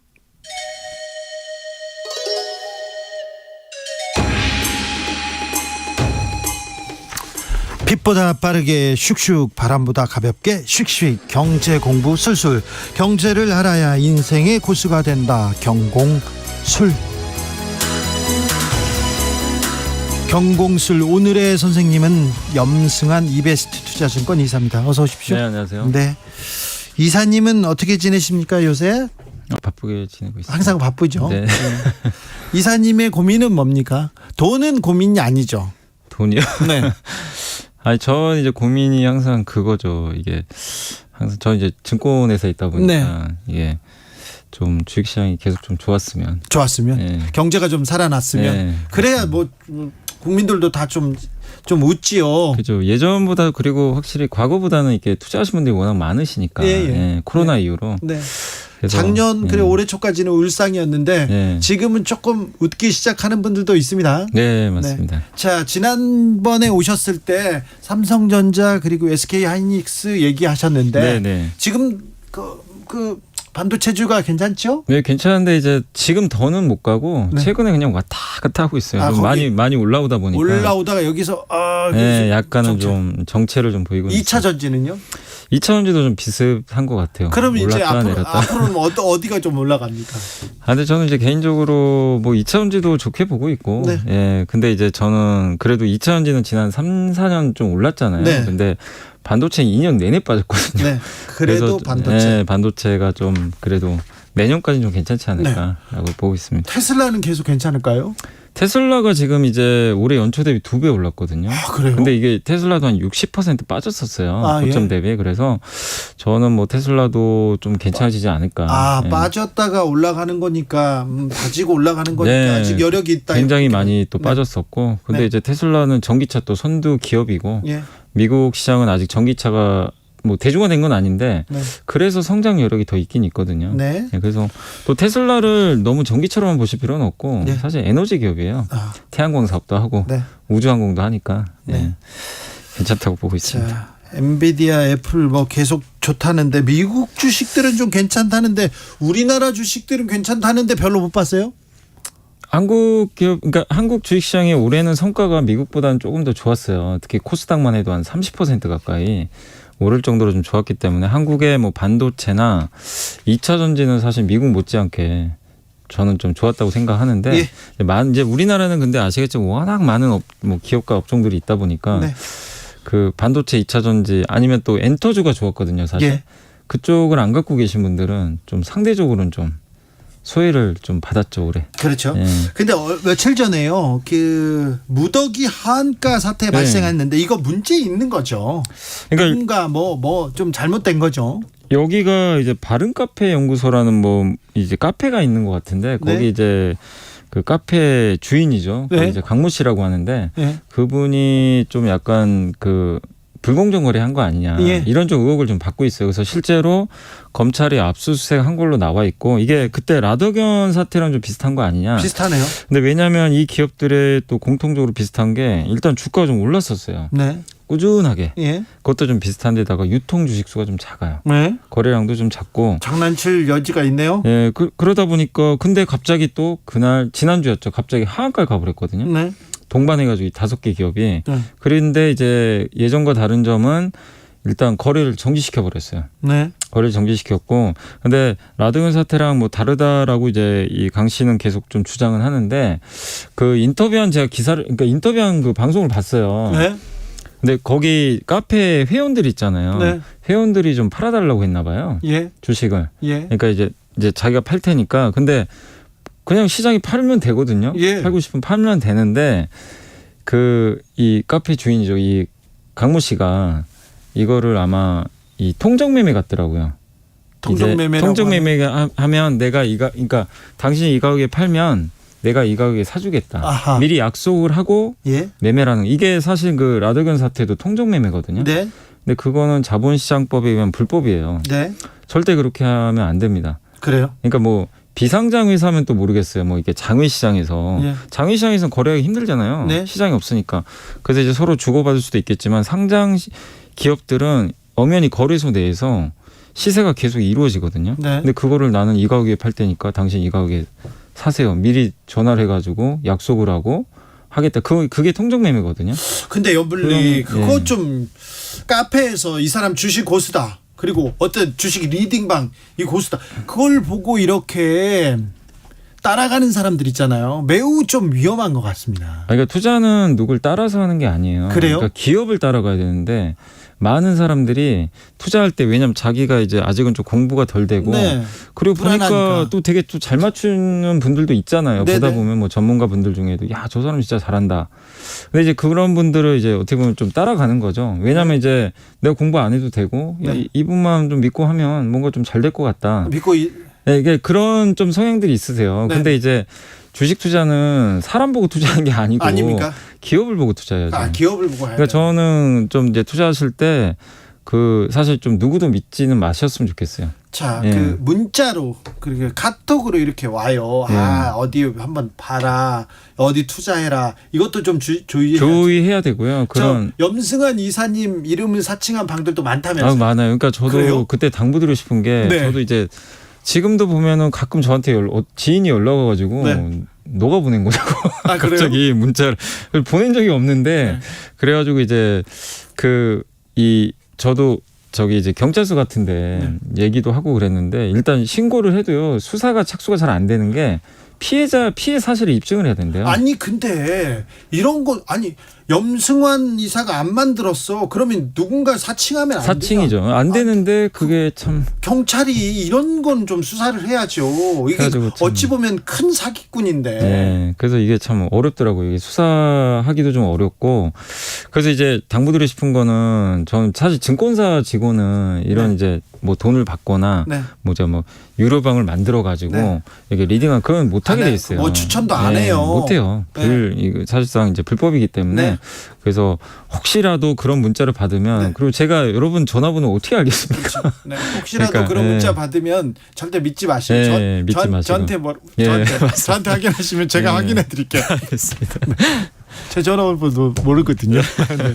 자, 아무튼 꾸준히 오르는 주식이고 이거 뭐 오랫동안 쳐다봤는데 좋은 주식인가 보다 뭐 누구도 추천한다 그러면 그냥 막 당할 수밖에 없는데 좀 선의의 피해를 막기 위해서 어떤 점 조심해야 됩니까? 아니요, 주식 투자는 아까도 제가 말씀드렸지만 기업의 가치가 증가하면 주가는 당연히 오르는 거 아니에요? 예. 그죠? 그리고 기업의 가치가 떨어지면 떨어질 텐데 당연히 자기가 아는 기업만 하시면 돼요. 네. 근데 이제 누가 추천을 했대더라 아니면 저 기업의 주가가 막 올라가요. 자기는 네. 모르는데 네. 사실 오르면 또 흥분하게 되거든요. 그렇죠. 예, 막 쫓아가게 되고. 네. 근데 그러다가 이번에 사실 이 라더견 사태도 그렇고 다 대부분이 보면요 올라가던 기업들이에요. 네. 갑자기 이제 이렇게 될 줄은 몰랐겠지만 그래서 본인이 아는 기업만 네. 예, 투자를 해야 될 것 같습니다. 자, 기업을 봐야 된다 얘기합니다. 그리고 금리와 주변 상황을 봐야 됩니다. 일단 미국에서 금리가 동결입니다. 계속. 네.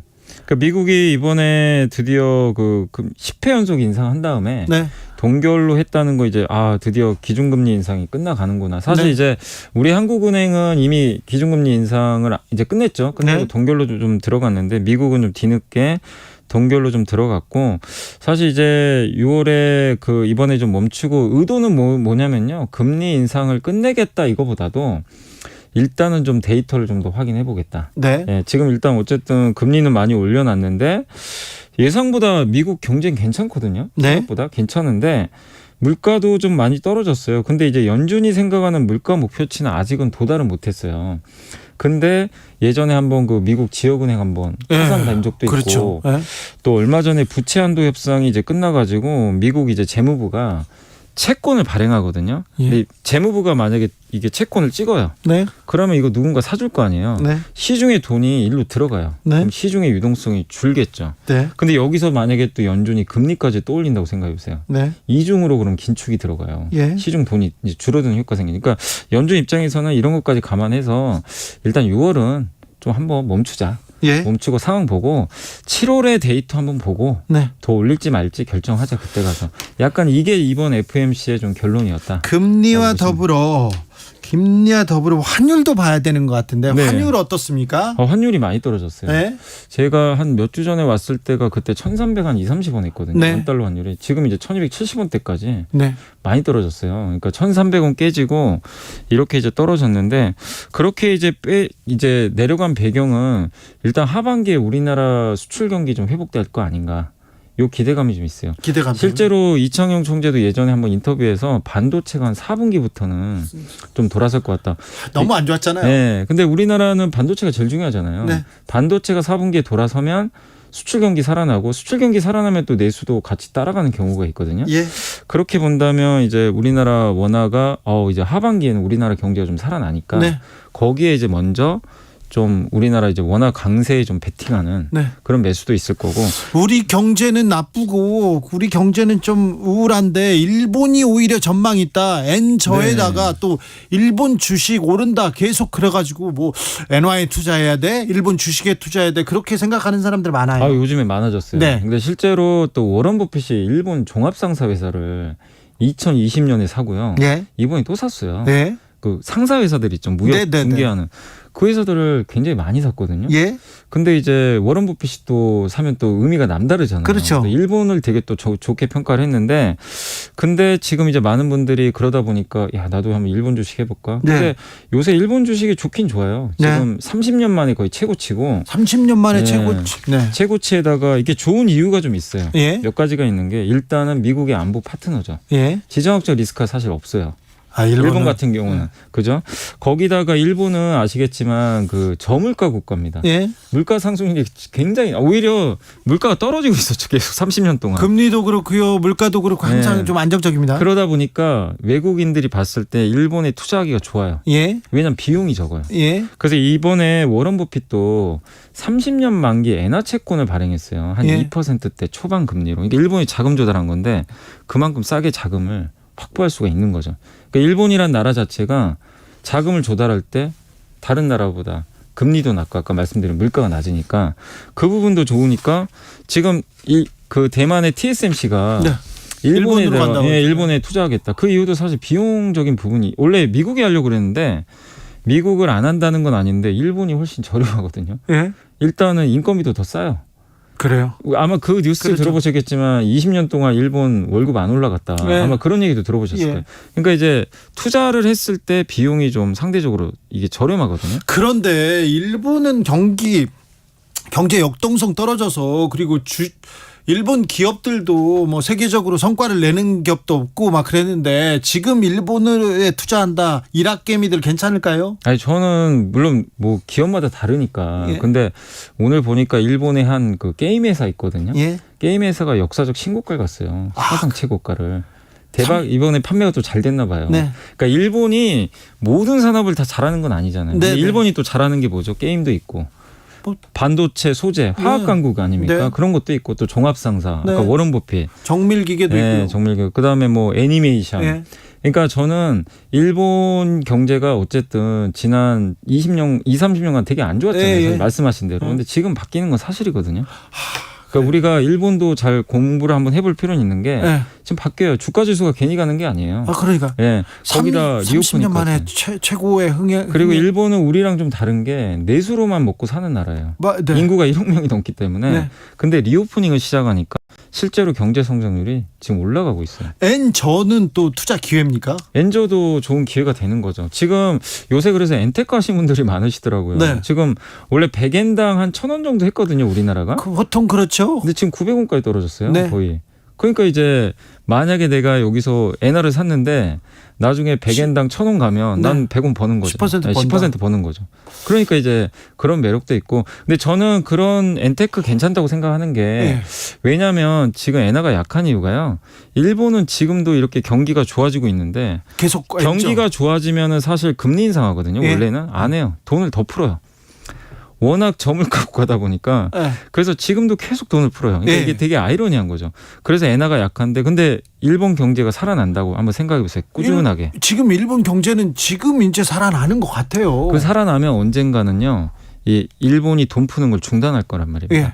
돈 푸는 거 중단해서 이제 만약에 금리 동결이나 인하를 줄인다, 이제 끝낸다면 그 나라 통화 가치 올라가기 시작해요.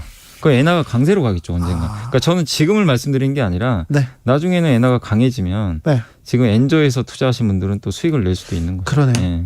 중국은 어떻습니까? 중국은 지금 생각보다 경기가 안 좋아요. 그래요? 그러니까 원래 올해 이제 리오프닝 하면서 좋아질 줄 알았는데 네. 지금 여전히 안 좋고 왜 그런지 한번 분석을 해봤더니 지난 몇 년간 경기가 안 좋아가지고 제로 코로나가 너무 심하게 했잖아요. 예. 재고가 너무 많대요. 네. 재고 조정 거기다가 청년 실업률이 21%. 네. 너무나 좀 많은 상황이고 그리고 또 한 가지가 미국도 우리 걱정했잖아요. 미국 경기 안 좋아질 거다 했는데 미국 상당히 잘 선전하잖아요. 버티죠. 근데 그 이유가 미국은 지난 코로나 때 4번의 현금을 지급해 줬어요. 예. 돈을 굉장히 많이 풀었죠. 예.